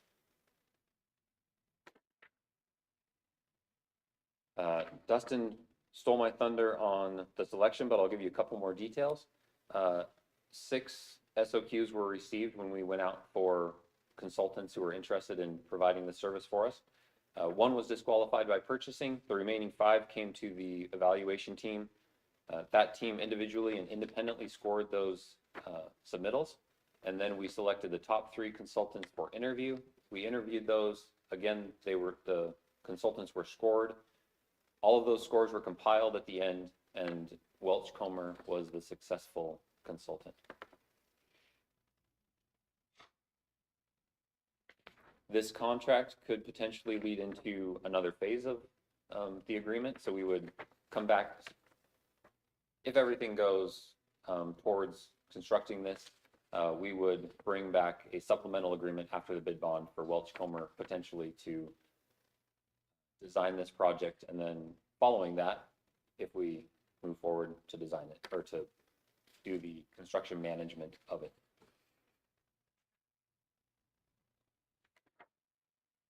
The fee for this phase of the project is $881,000. That is understood to be procured from the $1.65 million that council set aside for transportation projects. And with that, I recommend City Council approve this agreement for Welch Comer and the City of Lewiston regarding the Main Street Corridor project. I will make one more comment regarding your decision tonight, and that is that this is a very large, sizable endeavor that we're undertaking. And so speaking as city staff, should you choose to award this contract, it would be my understanding that by that award, you are fully behind this project moving forward, because it is, with a project this size, it is guaranteed to get a lot of public interest, and there will be the need for council to be engaged and to be supportive of the project as it moves forward, and of course, you'll be involved as much as we can throughout the process. With that, that's the end of my presentation. I would invite any questions. Thank you, Luke. Councilors, questions for City Engineer Antonich? Councilors Klein or Speckelmeyer? Yes, I had a question. Luke, You answered most of my questions. You did a great job. The curiosity, when the engineering firm goes through and does a review, will they also be looking at any structural impacts to the buildings that are on Main if we have to do things with the vaults and other issues like that? Thank you, Counselor. Mayor, the design phase of this project is guaranteed to get more into the structural aspects of the impacts to buildings and the vaults themselves. There will certainly be the need to allow for modified means of standard construction where we require the contractor to, they're not going to be able to put a big roller on Main Street underground and hammer the backfill back into place. It'll be too much vibration, I believe, for those old brick structures. So we'll have to be very cognizant of that, and there will need to be allowances made to allow for alternative means of construction to get the project constructed. So that is an excellent question, Counselor. Thank you. Counselor Klein? So I saw in here that it's talking about converting to two-way on D Street and Main Street, it looks like. Is there a reason for that and not keeping it in a one-way? Yes, Counselor, Mayor, thank you for the question. That is a very important part of this project. So part of the history of this project is, if you have had an opportunity to review my memo, I listed out 13 previous studies and master plans that have contributed to the plan for Main Street and D Street. And in those studies, these studies predate me for the most part, save one. And in those studies, it was determined that Main Street would be best converted to two-way traffic, and D Street was unresolved.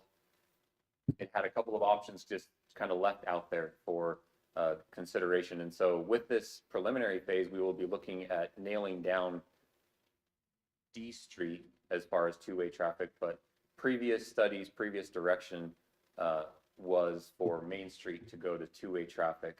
My understanding of that, and there may be others in the room who could speak better to it than me, but my understanding for that was the downtown businesses would like to make Main Street a destination.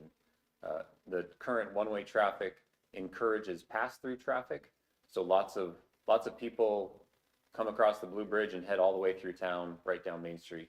It is the downtown's vision for it to become a destination where people would go more slowly, and if you were on Main Street, it was because you want to be on Main Street, not because you're trying to get to Memorial Bridge. Okay, so it doesn't have anything to do with safety.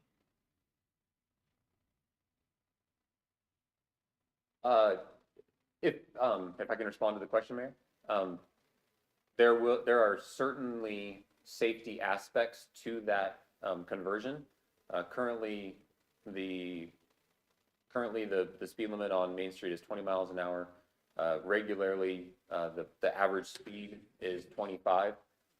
Certain times of day, it will encroach. It will go up a little bit, but the goal would be to create if you make it two-way, people are going to drive slower because it's going to feel more constricted. You'll have vehicles coming towards you, and you will naturally drive less aggressively, more slowly.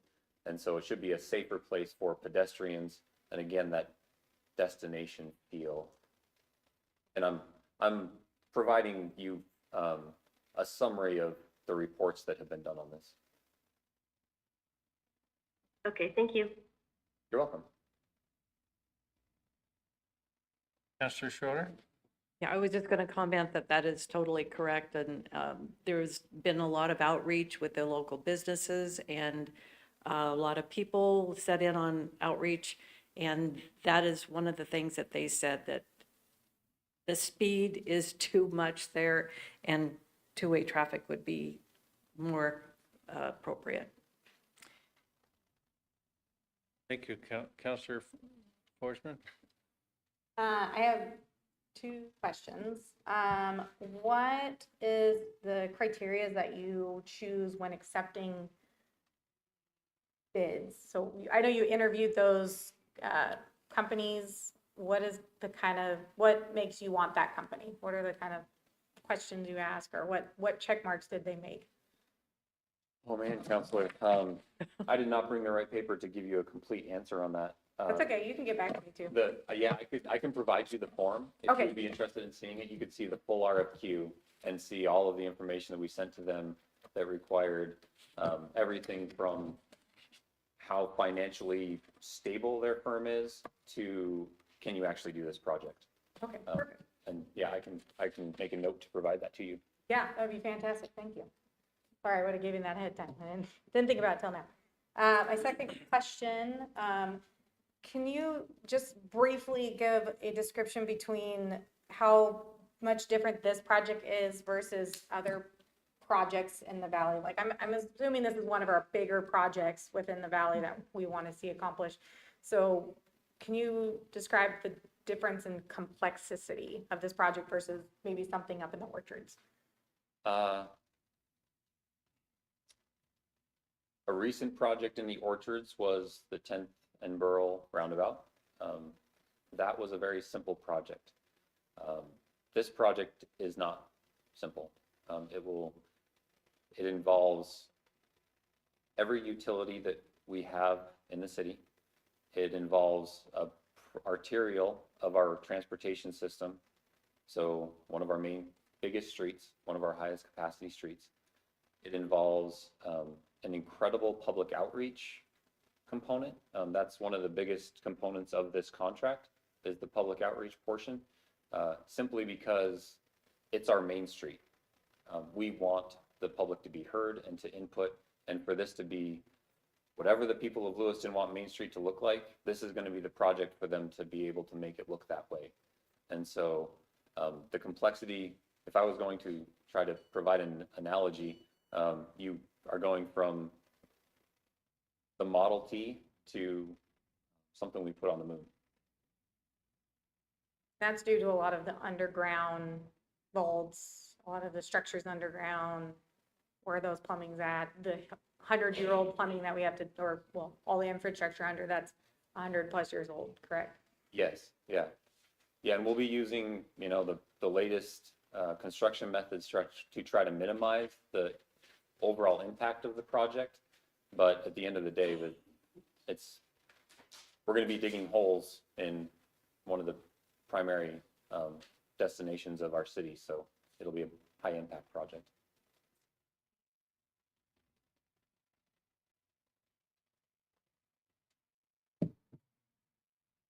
Mayor, Councilor Schroeder, may I make a motion?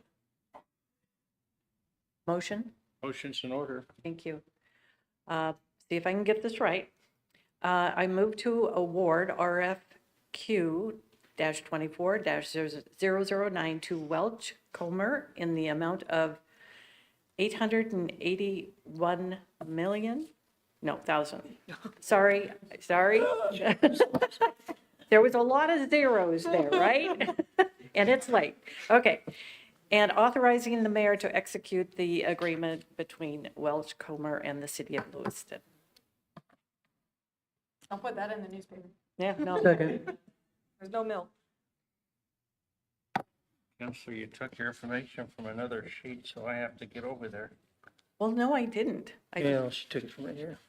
I don't have my red line to go by. Okay. So it's moved by Councilor Schroeder, second by Councilor Kleber to award RFQ-24-009 to Welch Comer Associates, amount of $881,000, and authorizing the mayor to execute the agreement between the city of Lewiston and Welch Comer and Associates Incorporated. Your discussion? Amendments? Mayor? Councilor Spickelmeyer? Yes, thank you.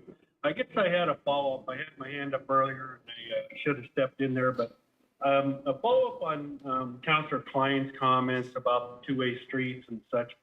So basically what I'm understanding is that this project is going forth with that downtown infrastructure scoping study that was put out in 2022. Is that correct? Counselor, Mayor, yes, that is correct, is a lot of those recommendations will be followed and moved forward with this project. So, and I guess that's my problem with this, that I don't feel that was ever approved or accepted. I know we talked about it, but it never went any further than that.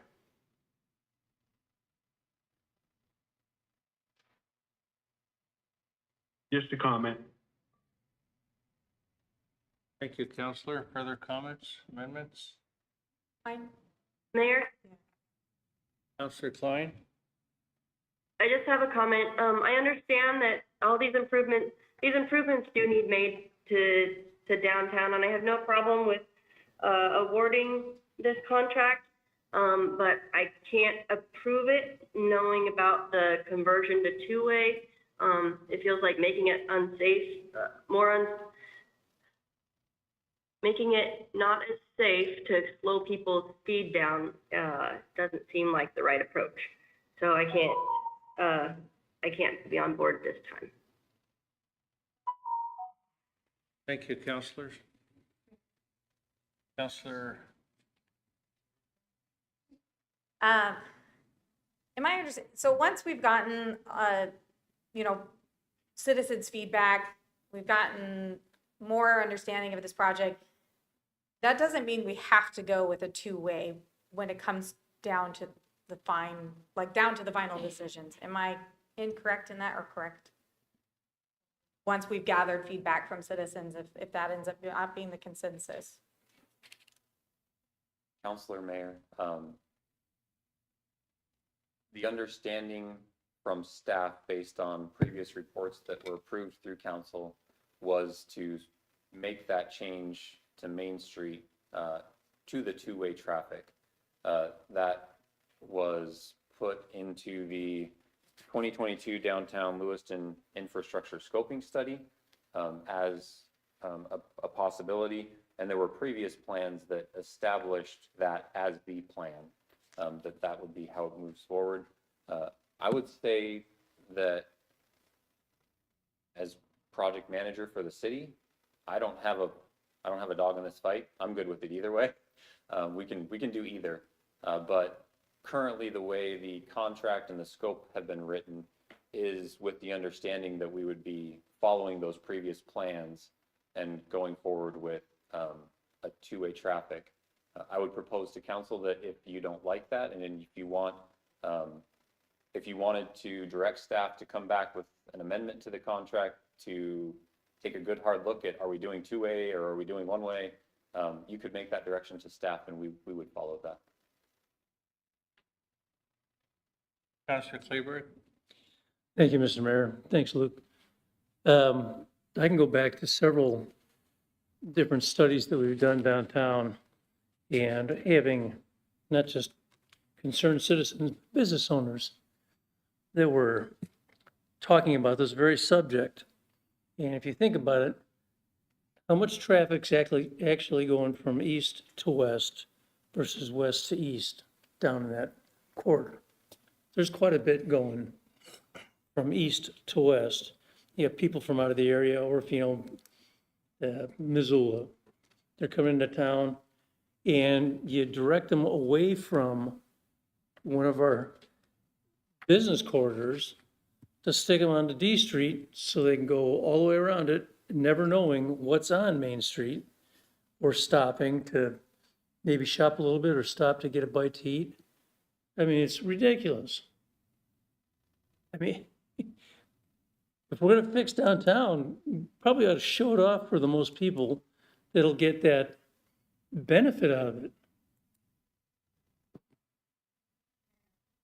Counselor Forsman? It was a while ago that I saw the plans. I should have refreshed myself, but I did read thoroughly through that when it first was brought to us. And I remember we were trying to eliminate complicated parking as well. So trying to make parking easier for those going down Main Street too, if I remember correctly. Or maybe even addressing some of the parking issues that are down there. Am I wrong in that assessment? Counselor Mayor, my understanding is that since we are doing the whole right-of-way, we will be going right-of-way line to right-of-way line. There won't be parking per se that remains, so this will be ours to make how we want it. It would be, this is a rebuild, so you get to, if you don't like the way it is, you can provide feedback, and Welch Comer will do their best to come up with options that are more agreeable with what the public as a whole would like to see on this. Follow up? Councillor Forsman? I like the idea of the two-way, and I get what Cleaver's saying. People just pass right by it, right? And we're trying to make it so that's kind of the way you go, and you're seeing it at its point. I do, however, have a problem if we are eliminating parking, because I know that is a thing I hear a lot is parking issues. Maybe I'm not understanding it, but it seems like we might be making parking more difficult instead of improving it. Again, I'm not an engineer, so maybe I'm not visualizing it correctly, but that's how I'm currently seeing it. Counselor, I am not sure how to answer. Part of the scope of this contract is not to eliminate parking. Okay. That is not the intention. Welch Comer asked that question of, how do we feel about parking on Main Street? And my direction to them at that time was, it seems like we should keep it. Okay. And so the public has the opportunity to override that, but I personally feel that removing Main Street parking I'm not a business owner down there, and I don't understand all the ins and outs, but as an engineer, parking seems to make sense on Main Street. Yeah, okay. I misunderstood that then. I was hearing that as we were getting rid of it, and I was like, wait, what? Okay, thank you. I apologize, I've completely spaced one of my primary duties of the evening. Bill Boyd, Welch Comer's president, is here in the audience with us, sitting here. And so if council has any questions for Welch Comer specifically, please feel free to address him as well.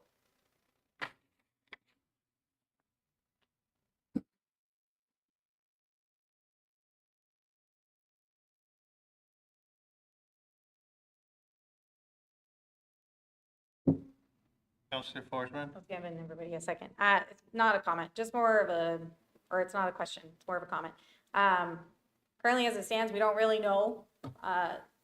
We don't have a full broad scope of what people would want to see. And I think at least by doing this, we're going to be able to get citizens input to what they want to see out of this. Yeah, we do want to see it. Like you said, we're going to be able to give them a chance to say, this is what we want to see out of Main Street. And maybe after doing this, we find that this isn't the path forward and we have to find something else, but at least we took the initiative to get the feedback that's necessary in order for us to take that next step. And I don't know if we don't get this feedback that we're going to be able to effectively say that we got the public's input and be able to make a decision that the public can feel comfortable with without at least having them say yes or no to this whole two-way street. And this is the one stepping stone that we would need to take in order to get that, is how I'm viewing it. Not that this is the be all end all, that's what we're going to do, but we need to get the data behind it to see if this is the best path to move forward with.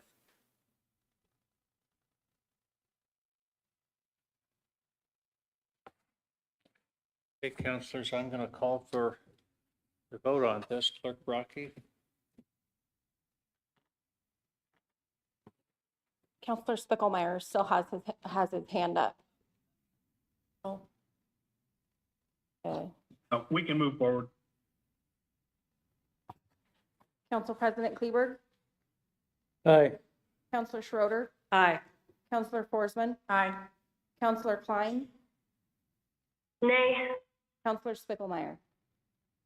Nay. Passes. Thank you, councillors.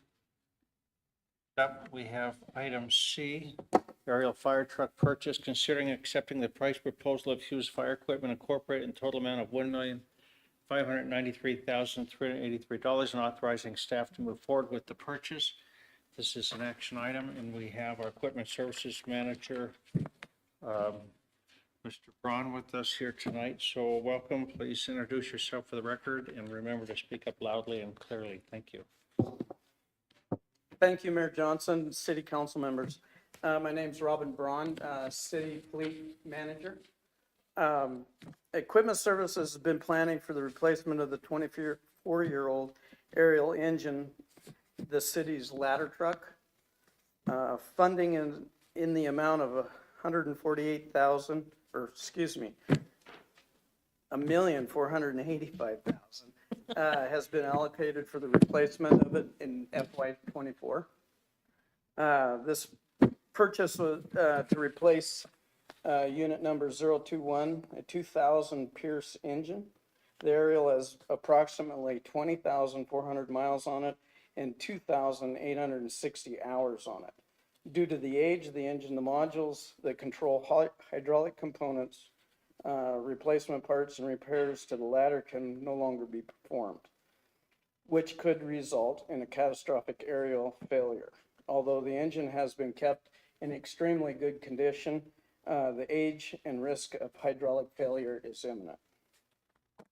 A committee comprising of fire and fleet staff has sought several remedies for the aging equipment, including requesting a replacement or upgrade control modules from the manufacturer. The committee was informed that new modules are currently in the design process, but there is no timeline and price of when those parts would be available. With the upgrades unfeasible to compose the specifications of the aerial to try to keep the costs down, the committee pursued changes to the body style, such as changing from a platform style, which this aerial currently is, to just a straight stick aerial. Just in that change, took $600,000 off the cost of the truck. An estimate was received in April utilizing HGAC joint purchasing agreement in the amount of $1,865,000 and a build time 39 to 44 months. The proposal included an upfront payment discount amounting to $206,672, which would bring the cost of the new aerial down to $1,593,383. The estimate will only be honored till the end of April 26th. And at that date will be unspecified build price increases. Due to the aerial estimate costing in higher than anticipated, Equipment Services submitted a budget amendment in the amount of $108,383 to utilize reserve funding to cover the cost difference. Revenue from future surplus sale of the current aerial will offset some of the costs. Staff apologizes for the short notice and recommends to the council to the purchase agreement of the amount of $1,593,383, before the quote expires. Sorry for my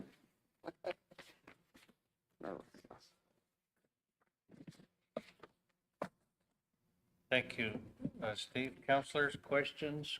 Mayor? Councilor Forsman? I know we don't have a huge amount of tall buildings in Lewiston, so I know that truck isn't highly utilized. But I thought I remember some risk if we didn't have one. Might need some help with that question, if that's okay, Mayor. Pull up Chief Reitmeyer.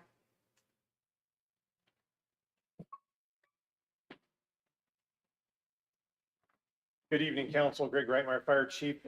Could you restate your question again, please? So what is the risk if we say that there was an issue with the current one we have and we didn't get a replacement and now we don't have a functioning ladder truck? What is the risk for City of Lewiston if we don't do that, if we don't have that? The City of Lewiston is a city that meets the standards for having aerial ladders as part of your complement.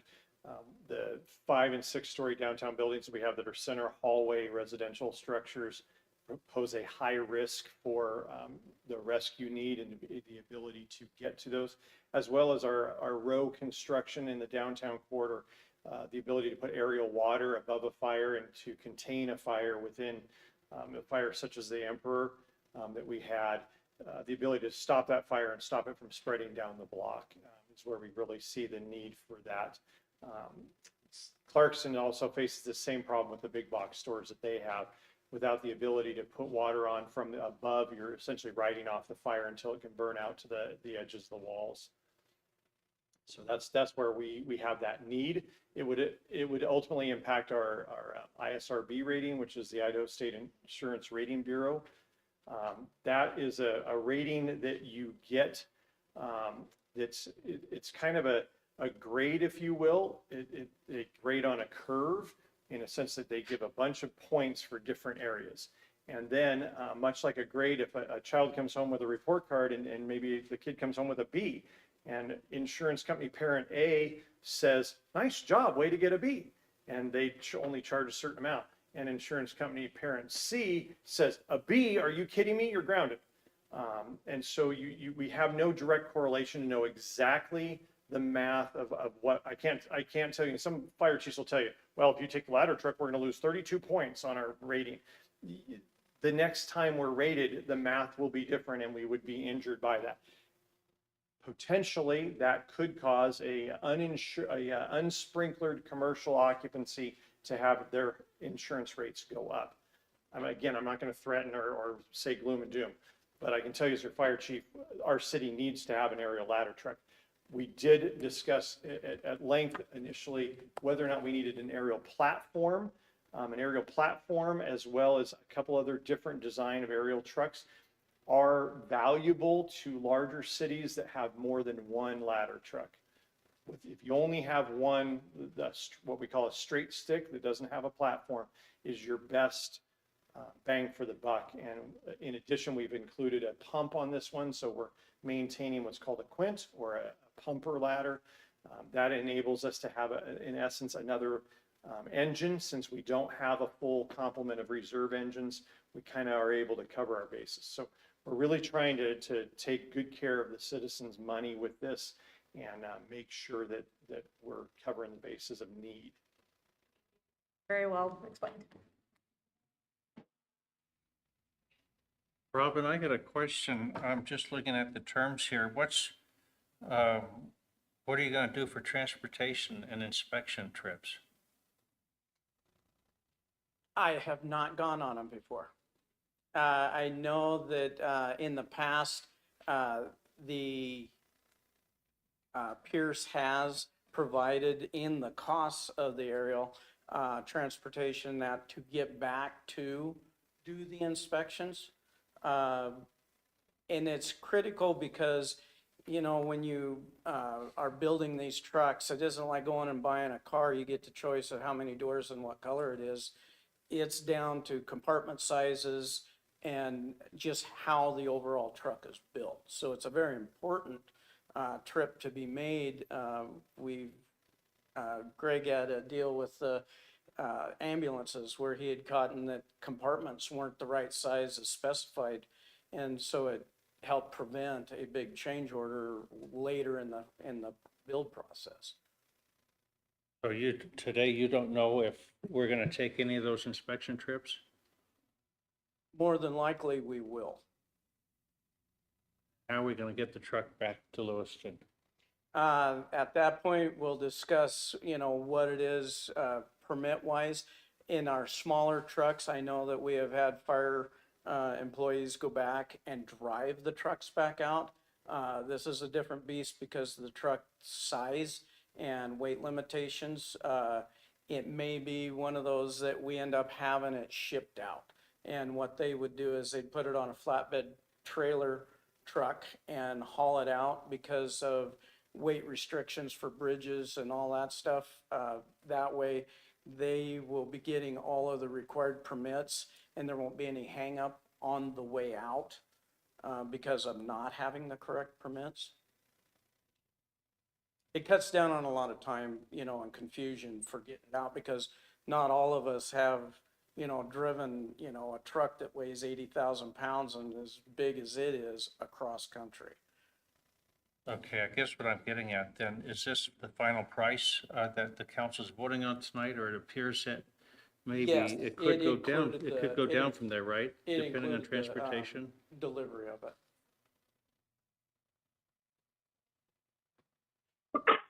Mr. Mayor, just one comment on, I don't want to not comment on your statement and have it thought to be misleading. Is this the final price? Yes, this is the final price right now.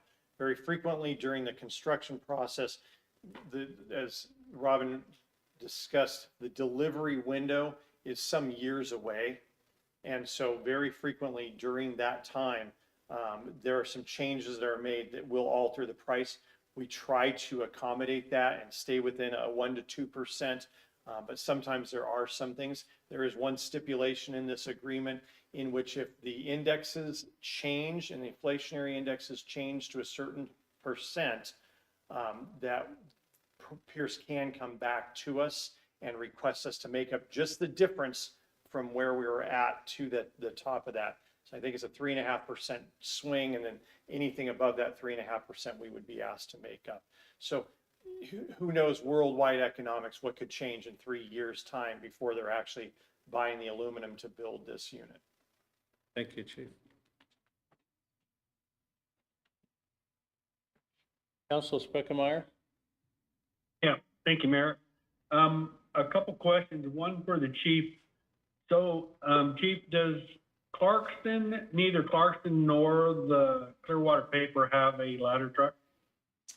That is correct, Councilman Spickelmeyer. The Clarkston Fire Department applied for a grant last year through the American Fire, or the Assistance to Fire Grant process through FEMA, and they were denied that. Our nearest ladder truck is Pullman, that we have an arrangement with for mutual aid. Pullman's ladder truck currently is got some of the aging problems that Robin talked about, and it is what they call in limp mode, so it can only respond at 20 miles an hour. And they've elected not to bring it down the grade to if we were to need a ladder truck. So our nearest ladder trucks, if we were to have a full-on downtown on fire, would be coming from Spokane Valley and City of Spokane. So have we looked into a joint use truck? No, that is not something that's been discussed through mutual aid agreements. That's kind of where we provide the leadership, being the largest city in the valley, and then we look for support from them in other areas. So we hold the burden of the cost. Yes, sir. I guess a follow-up question. Counselor? It's just for Mr. Braun. So you say the truck works fine, but if we need to get a new one and we might be able to sell our old one, so who would want to buy our old one if it's not any good? Well, by the time that the aerial is available for resale, they should be able to have the modules available. And at that point, it would make it a sellable unit. A smaller entity that doesn't have as many requirements as what we would have, or what we have, would be a entity that would be more likely to buy it. So, but it's not worth waiting to try to buy the modules ourselves. Well, the truck has exceeded its useful life by 5 years already. So we've got another 4 years roughly before the new one would even arrive. So now we're almost at the point of a 30-year-old truck. So would be at that point 10 years beyond its useful life. Because they do put a useful life on your fire trucks and fire ladder equipment. Thank you. Counselor Klein? My question was kind of answered. Mayor, Okay, thank you. Counselor Forsman? Just to kind of go back to that one thing that Councilor Spickelmeyer said, in regards to, we kind of brunt the cost, which we do. But if my understanding though is that they in the event needed to use our fire truck, they pay, like Clarkston or Stoughton would pay us quite a bit to be that because they utilized our equipment. Is that correct? So if we responded to a fire with our ladder truck to Clarkston, they pay a fee for that. The municipal fire departments and fire districts in the valley are all in a mutual aid contract Right. in which we provide in-kind services back and forth. The paper mill at this point in time does not have an agreement with us, and because they're a private entity, we're unable to contract in a mutual aid version with them. We presented them with a contract for services in which they would pay the state mobilization rate for the vehicle and the equipment and the staff, should that happen. That's a model that's being used up north at Moscow as well. And so that's the model we found with our attorneys working through that to pursue. Thank you.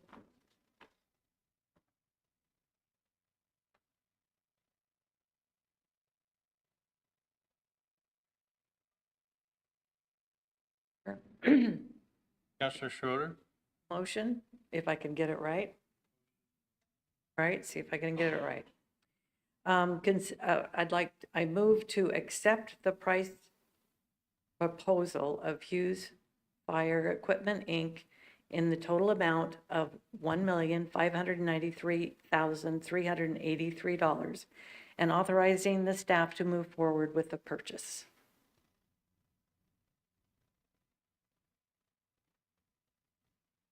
Get a second?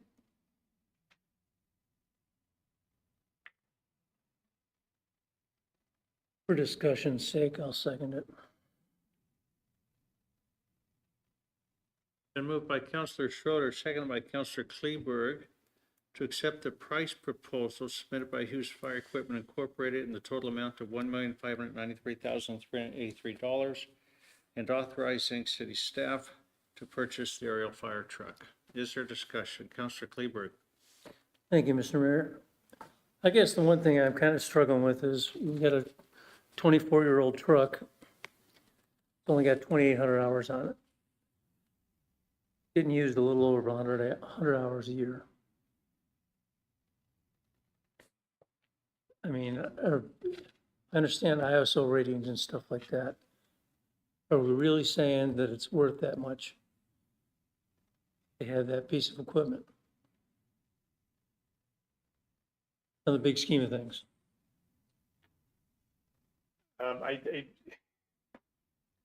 You understand what I'm saying? I understand what you're saying, yeah, and a ladder truck's a specialized piece of equipment that we don't take out and put excessive hours on or use it excessively. It's a very specialized piece of equipment that does a very specialized job, and it's part of the fire department's arsenal in preparing for what could happen and in preventing that from happening. And I think that, again, the Emperor fire that we had downtown is a perfect example. Without that ability to get water from above and get into where the fire is, that fire easily could have spread down the block and you'd have lost an entire downtown block. At that point in time, a $1.5 million investment every 20 years becomes a good investment. Will that happen again in the next 20 years? I can't tell you yes or no.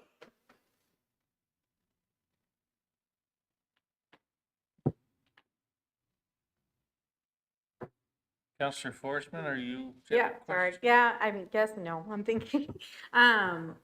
Will these funds be pulled in this physical year? Just trying to, or is it, like, are we paying ahead of time or do we pay once we have trying to understand the contract, sorry. Being paid in advance. Being paid in advance, okay. And that's in order to recognize or realize a $200,000 discount by prepaying and locking us into the price. Okay, that's where that came in, okay.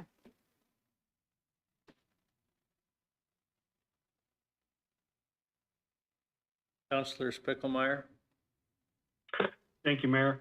I guess my point in this is it sounds to me like this is more of a regional asset, and I think it would do us justice if we reached out to the surrounding areas and tried to get more of a group effort into purchasing this fire truck.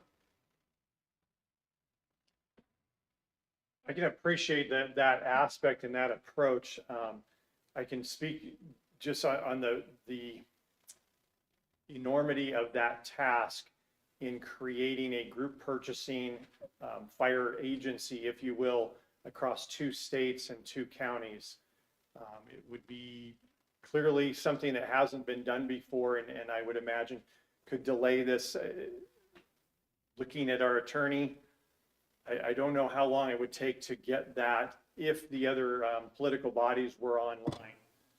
We can look back and say in the last 4 years ago, when the council was at a position to make this purchase, the decision was made that we didn't have enough money in reserves, so we would extend the life of the truck 5 years beyond its recommended service life. In that 5 years, we've seen a 60% increase in fire apparatus. So continuing to wait and push it back isn't going to make it cheaper. It's going to continue to make our problem get bigger. Whether or not in that time frame we can create, I'd be willing to start looking at that kind of thing for lots of the emergency services operations in the valley. We're currently working on a regional rescue team to try to start doing just that. But as far as the ladder truck and the work that's been done and the price guarantee that we have right now, all of that would go away, and I don't know when we'd be back to this point. It would be a guess. Not a bad idea at all.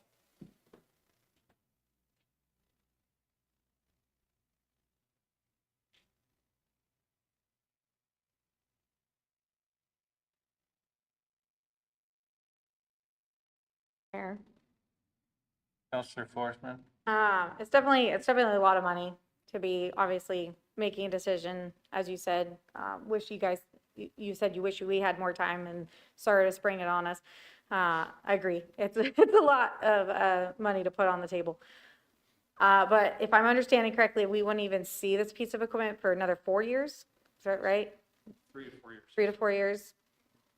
I don't know. It's one of those things where, you'd rather have it than not need it, and need it and not have it situations is how I'm viewing this. And I would hate to say a building went down and it's on fire and we don't have any effective way to take that building and effectively put that fire out, or have it spread because a decision we made tonight affected that, or put lives in danger. I would not want to be the person that they looked back on if that happened. Again, you don't know if it's going to happen, but if it did, I would not want to be the council member they looked at to say that person didn't effectively give us a piece of equipment that could have saved people's lives. I appreciate that, and like I told you, I'm not an alarmist. I'm not going to blow numbers out of proportion or try to create a thing. I think one thing for the council to consider is this isn't money that we're looking at as new money. This was a known expense that the council and our city has, for the last 20 years, have been putting money away to purchase this, and then extended it even a little further. So we have $1.4+ million already put away for this. Really, the ask tonight is to authorize us to buy what we've saved for and adjust for the inflation that wasn't accounted with the post-COVID manufacturing price raises. So maybe that's one way to look at it and consider it. Is that this was a planned expense. We're here to buy that. We need to dip into reserves a little bit to cover the extra expense. Which the reserves were put in place for this, if I'm understanding that correctly. I don't know about fleet reserves. I'm not going to speak. Oh, sorry. Excuse me. No, because the replacement rates were put into place to go towards the replacement of the aerial, and that came into the 1.4 million. But with the extensive price increases, it's exceeded what we were planning. So that's where we need to dip into our reserves to make up that difference. Okay. Counselor Schroeder? This is a lot of money, and we're finding out it was pre-planned and we had set aside money for that. And everything you go to buy today is going to double or triple, it seems like. It's going to be, every one of us experience it. So there's no reason for us to sit here and not believe that. We have great people, we hire the best, and we should listen to them and support them in their need for this. And I totally agree. We do need this. And the older a truck gets, the harder it is to get parts, and it sounds like a lot more expensive. So I really support this, and I want to support our fire, and I can't see any other recourse. Thank you for coming to us with it.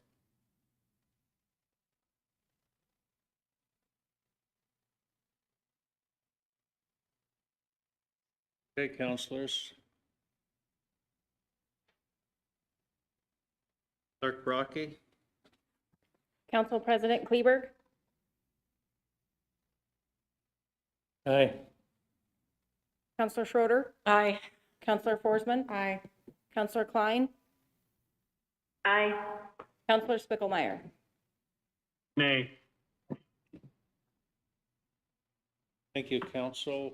Motion passes. Chief Reitmeyer. Thank you for taking all our questions. Thank you. Council, next we move to item D, IFB-24-015, street preservation seal and fog coat. Considering awarding IFB-24-015 to Pro Asphalt Paving Incorporated in the amount of $1,202,800.75 and authorizing the mayor to execute the agreement between Pro Asphalt Paving, Inc. and the city of Lewiston. This is an action item. Public Works Director Dustin Johnson. Good evening, Mayor, City Council. Dustin Johnson, Public Works Director. In front of you tonight for your consideration is our annual street preservation contracts. Give you just a little bit of history on how we do this. In the past, we bundled it into 2 contracts.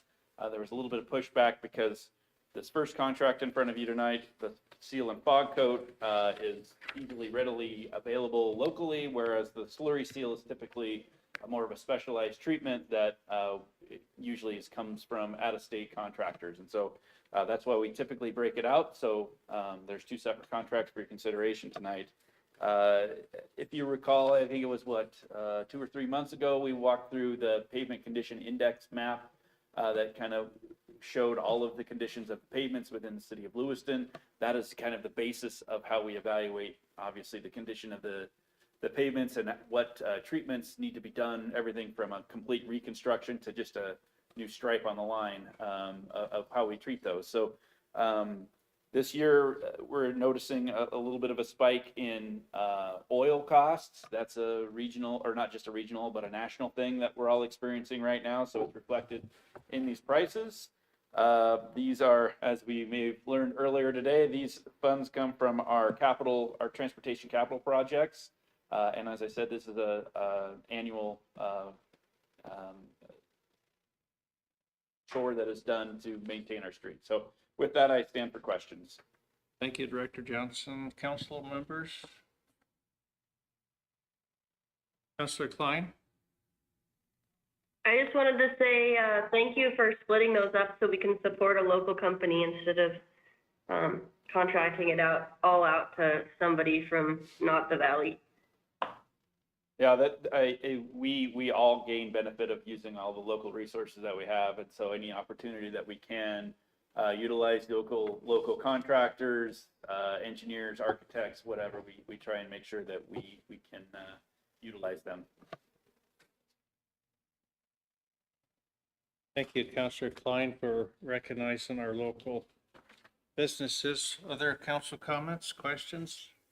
Well, I did have one clarification, sorry, Mayor, that there was a minor typo talking about local. It identifies Poe Asphalt and it calls their Vancouver, Washington office. They don't have a Vancouver, Washington office. That was a cut and paste from the other memo that outfit that's doing the next item is from Vancouver. Poe has offices in Lewiston and Clarkston. And Mayor? Councilor Spickelmeyer? Thank you, Mayor. So Director, I'm curious, we didn't have a list. Will you be putting out a list of the streets that will be getting that, each of these processes? What's that? I'm sorry, I didn't catch that. Will you be putting out a list of the different streets that will be getting this, the slurry steel and the other process? Yeah, this is pretty, we have one of our engineering inspectors who takes care of this each year. And of course, it is the hot August nights, the miserable part of the summer that we do it because of the the hotness of the oil and it binds well to the hot street. We send out mailers to all of those addresses that are located on any of these streets that will be treated. And then once they are, we manage the traffic control as best we can and try and make sure that people are never out of their driveways or restricted one way or the other, out or in their driveways, so we can try and accommodate the best we can. And we have, our city inspector out there block by block as things come up. But yes, we will be notifying all of the property owners and sending out press releases of all the property or all the streets that will be treated with these contracts. Very good, thank you. Thank you, Counselor. Council, other questions, comments? Mayor, Counselor Forsman? you put in there that the hot, even though it's annoying for you, is the opportune time for us to. Yeah, it's the best time to do it. Council, you have it before you. Mayor, a motion? Counselor Schroeder? I move that we award IFB 24-015 to Poe Asphalt Paving, Inc. in the amount of $1,202,800.75, authorizing the mayor to execute the agreement between Poe Asphalt Paving, Inc. and the city of Lewiston. Second. Been moved by Counselor Schroeder, second by Counselor Forsman to award IFB-24-015 to Poe Asphalt Paving Incorporated in the amount of $1,202,800.75 and authorizing the mayor to execute the agreement between the city of Lewiston and Poe Asphalt Paving. Discussion. Clerk Rocky? Council President Kleberg, Aye. Councilor Schroeder, Aye. Councilor Forsman, Aye. Councilor Klein, Aye. Councilor Spiegelmeier. Aye. Motion passes. Thank you, councilors. Clerk Brockray. Next, we move to item E, IFB-24-016, street preservation, slurry seal. Considering awarding IFB-24-016 to Blackline Inc. in the amount of $172,382.60 and authorizing the mayor to execute the agreement between Blackline Inc. and the city of Lewiston. This is an action item. Director Johnson. Thank you, Mayor, City Council, Dustin Johnson, Public Works Director. So this is just the second contract, basically the same street preservation coming out of the same budget. This one, a slurry seal, has a little bit of an aggregate within it, so it takes a special applicating, a different type of distributor that comes along with it that isn't traditionally done by local contractors, although I've started to see a few more regionally. We put it out separate just so we can take advantage of the local contractors where they can. I'm hoping someday maybe a local contractor can do this in order to keep the costs down, but I think we've already talked about the details of where the funds come and what we're doing. It's kind of the same lines as far as public notification. I stand for questions. Thank you, Director. Councilors? Mayor, a motion? Counselor Schroeder? I move that we award IFB-24, -24-016 to Blackline Inc. in the amount of $172,382.60 and authorize the mayor to execute the agreement between Blackline Inc. and the city of Lewiston. Second. Been moved by Counselor Schroeder, second by Counselor Forsman to award IFB-24-016 to Blackline Inc. in the amount of $172,382.60 and authorizing the mayor to execute the agreement between the city of Lewiston and Blackline. Further discussion? Clerk Rocky? Council President Kleberg, Aye. Councilor Schroeder, Aye. Councilor Forsman, Aye. Councilor Klein, Aye. Councilor Spiegelmeier. Aye. Motion passes. Thank you, councilors. Clerk Rocky. Next, we move to item F, ordinances. Number 1, second and third readings. Ordinance 4914, considering transitioning childcare business licensing to the state licensing authority for childcare and preschool facilities whose city-issued business licenses have expired and new child care and preschool facilities to operate on or after October 1, 2024, amending Section 21-1, subsection D of Lewiston City Code, amending Section 21-24 of Lewiston City Code, providing that a city-issued business license will not be required for childcare businesses obtaining a state-issued childcare license, preserving the applicability of other code restrictions, and providing an effective date. This is an action item. We have our Community Development Director, Grow, here. Shannon Grow, if you have questions, otherwise I'd entertain a motion. Mayor, Councilor Forsman? motion. Order. Motion to combine the second and third readings and waive the third reading in full of ordinance number 4914. Second. Been moved by Councilor Forsman, second by Councilor Kleberg, to combine the second and third readings and waive the third reading in full of ordinance number 4914. Those in favor, please signify by saying aye. Aye. Aye. Opposed? Motion carries. Councilor Forsman? Motion to approve the second and third readings of ordinance number 4914. Second. Been moved by Councilor Forsman, second by Councilor Schroeder, to approve the second and third readings of ordinance number 4914. Is there discussion or amendments?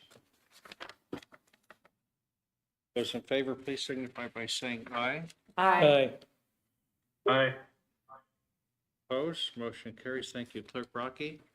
Approving the second and third readings of ordinance 4914, an ordinance of the City of Lewiston transitioning childcare business licensing to the state licensing authority for childcare and preschool facilities whose city-issued business licenses have expired, and new childcare and preschool facilities who operate on or after October 1, 2024, amending Section 21-1D of Lewiston City Code, amending Section 21-24 of Lewiston City Code, providing that a city-issued business license will not be required for childcare businesses obtaining a state-issued childcare license, preserving the applicability of other code restrictions, and providing an effective date. Item 2, adoption and approval of ordinance summaries. Item A, ordinance 4914. This is an action item. Mayor, Forsman? motion. Order. Motion to adopt ordinance number 4914 and approve the related ordinance summary. Second. Been moved by Councilor Forsman, second by Councilor Schroeder, to adopt ordinance number 4914 and approve the related ordinance summary. Clerk Rocky? Council President Kleberg? Aye. Councilor Schroeder? Aye. Councilor Forsman? Aye. Councilor Klein? Aye. Councilor Spiegelmeier? Aye. Motion passes. Thank you, Council. Thank you, Clerk Rocky. Next, we jump down to Roman numeral 9, unfinished and new business. Item A, City Councilor comments. Comments should not be related to an item currently before the City Council or an item that may come before the City Council in the foreseeable future and shall be limited to comments, not discussion. Councilors? Mayor. Councilor Forsman? We did it earlier in our work session, but I just again wanted to send prayer and love to the family that has just lost their loved one, the Ada County Deputy Tobin Boitler, I believe I pronounced that right, was killed in the line of duty. And my heart goes out to them, and I thank him for his service and all those who put their life on the line every day to protect and serve. I also want to commend the library for their efforts. I know that a lot of times kids either maybe don't have money for internet, so they don't have access to just be able to get books readily available, reading material, or maybe they want to get away from home a little bit and come somewhere safe that they can have some quiet time or have a safe space. So the library is definitely an essential part of our community, and I commend our librarians for being that safe space. I commend this building. It's a beautiful, safe building, clean area that they can come to. And books are expensive, even with the internet accessibility. Getting books to buy, and maybe kids don't have that, but they have that library card where they can get those books and read till their heart's content and bring them back and get more. So I just want to commend them again. And it was very moving to see all of them come here and speak on that. The other thing I want to say, I never usually shout it to my husband, but I'm going to, because tonight he had to take all 5 children, my sister's children and my children, and watched them while I had lots of meetings today. And so I'm sure when I get home, he'll be maybe missing half his hair, but he did it and he took it for me. And I appreciate that he's always supporting me and always there for me. So it's he definitely makes my life easier. That is all I have. Thank you, Counselor. Counselors Klein or Speckelmeyer? Comments tonight? Nothing for me. Joe? No, sir. Okay, Counselors, next we'll move to item B, City Boards and Commissions liaison updates. If there are any quick updates that any of the counselors would like to add to the rest of the council tonight? I don't Counselor know if Kleber? it'd be appropriate here. I'm on the liaison for the library board and was presented with the copy of the resolution last week at our meeting. So you want me to hang on to that so I can make a recommendation on us adding it to an agenda? When we do it now? When we get to the agenda topics, Counselor, Okay. thank you. Thank you. Mayor, Counselor Klein? I just want to put in real quick that I attended the airport first budget meeting, and they do plan on raising the lease agreement for the golf course. Thank you. Mayor, Counselor Forsman? just for the historic preservation, again, the Saturday, May 11th at 11 a.m. at the Tutorial Historical Campus for the Orchid Award. They'll have snacks and things to go to, and hopefully the citizens can make it. Counselor? Mayor, Counselor Forsman, or Schroeder, pardon me. thank you. There's still time for public input on both Envision 2024 Lewiston up until April 30th on that one. And we also, and you can find these on the city's website, and also the comprehensive plan. We're in its final phase as well. That's doing good, and I think that it's going to be a very interesting comprehensive plan when it's completed. So that take a look at those and send your thoughts on them. Thank you, Counselor.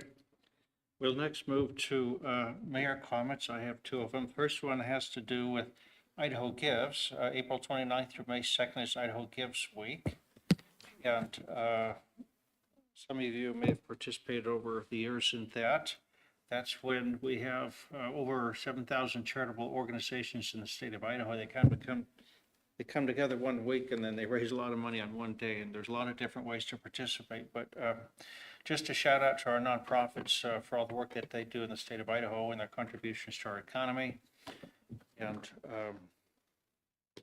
find that they bring everyone together. So again, starting next Monday through the end of that week, you can watch for that online. There's a lot of ways to participate.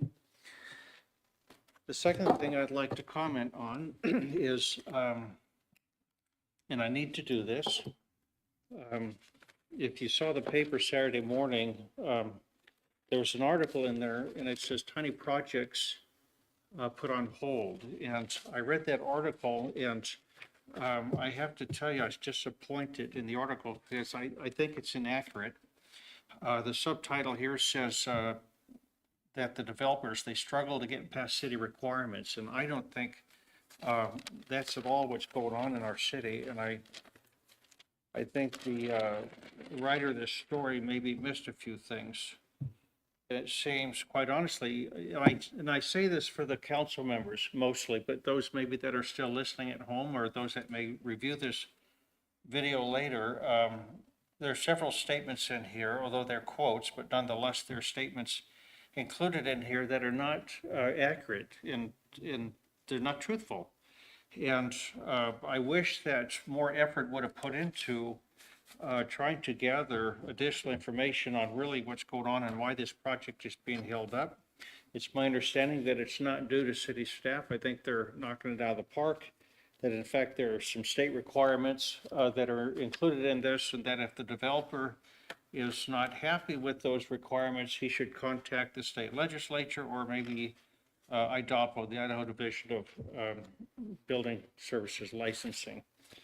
And so that's unfortunate because as you read the article, it continues to, in my opinion, take some shots at the city and that staff in particular. And so I have to respond to this. And I can understand people's opinions. There are opinions in here, statements that are made by the developer, but there is one statement in here that does not have any person that it's assigned to, or it talks about working with the city is time consuming. That could be good or bad. We have to get it right. But nonetheless, I think that the article could have been a little bit more informative and could have represented what's going on better. We support the project. There's no question about that. But I think the article was a little bit off target and inappropriate. So I just want to state that publicly. We don't have anyone here from the Tribune tonight to respond to this. I will tell you that I was contacted by the Tribune a couple of times and asked me about this project for my comments. And in a text message to them just prior to publication of this article, I did indicate to them that this person apparently did not have the licenses that were required and that was not eligible, did not meet the exemptions in state code. So had those been included in the article, I think it would have been a little bit more balanced. So I just want to state that for the record. I support the staff and what they're doing on this project, and I would encourage the Tribune to do a follow-up, come back, post a correction, and/or have the developer come back and work with us so that we can move forward with this project. So thank you for listening. Item D, agenda topics. Councilor Kleberg. Okay, thank you, Mr. Mayor. So yes, to bring back up the subject of discussion during citizen comments would be the resolution of the Lewiston City Council. We do have some wording here. I don't know if this has passed legal muster yet or not, but I would like to see this on one of our regular business meeting agendas sooner rather than later. I don't know what we have scheduled for second Monday of May.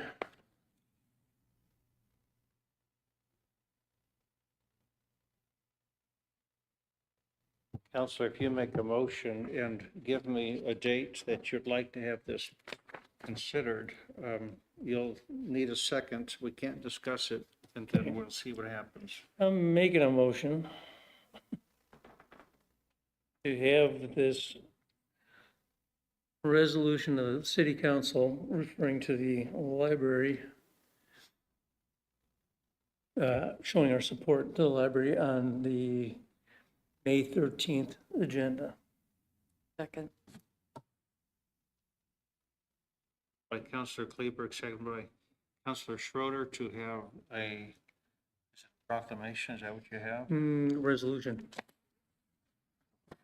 A resolution on the agenda with regards to supporting our public library. Correct. Councilor, are you going to bring some suggested language also for that resolution? Do you need this, or did you guys get a copy of it?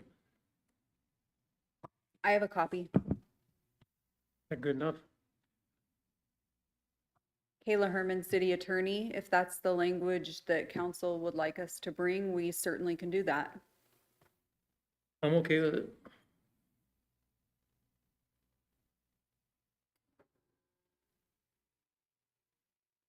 I'll comment when it comes to the council. Thank you. Those in favor, please signify by saying aye. Aye. Aye. Opposed? Nay.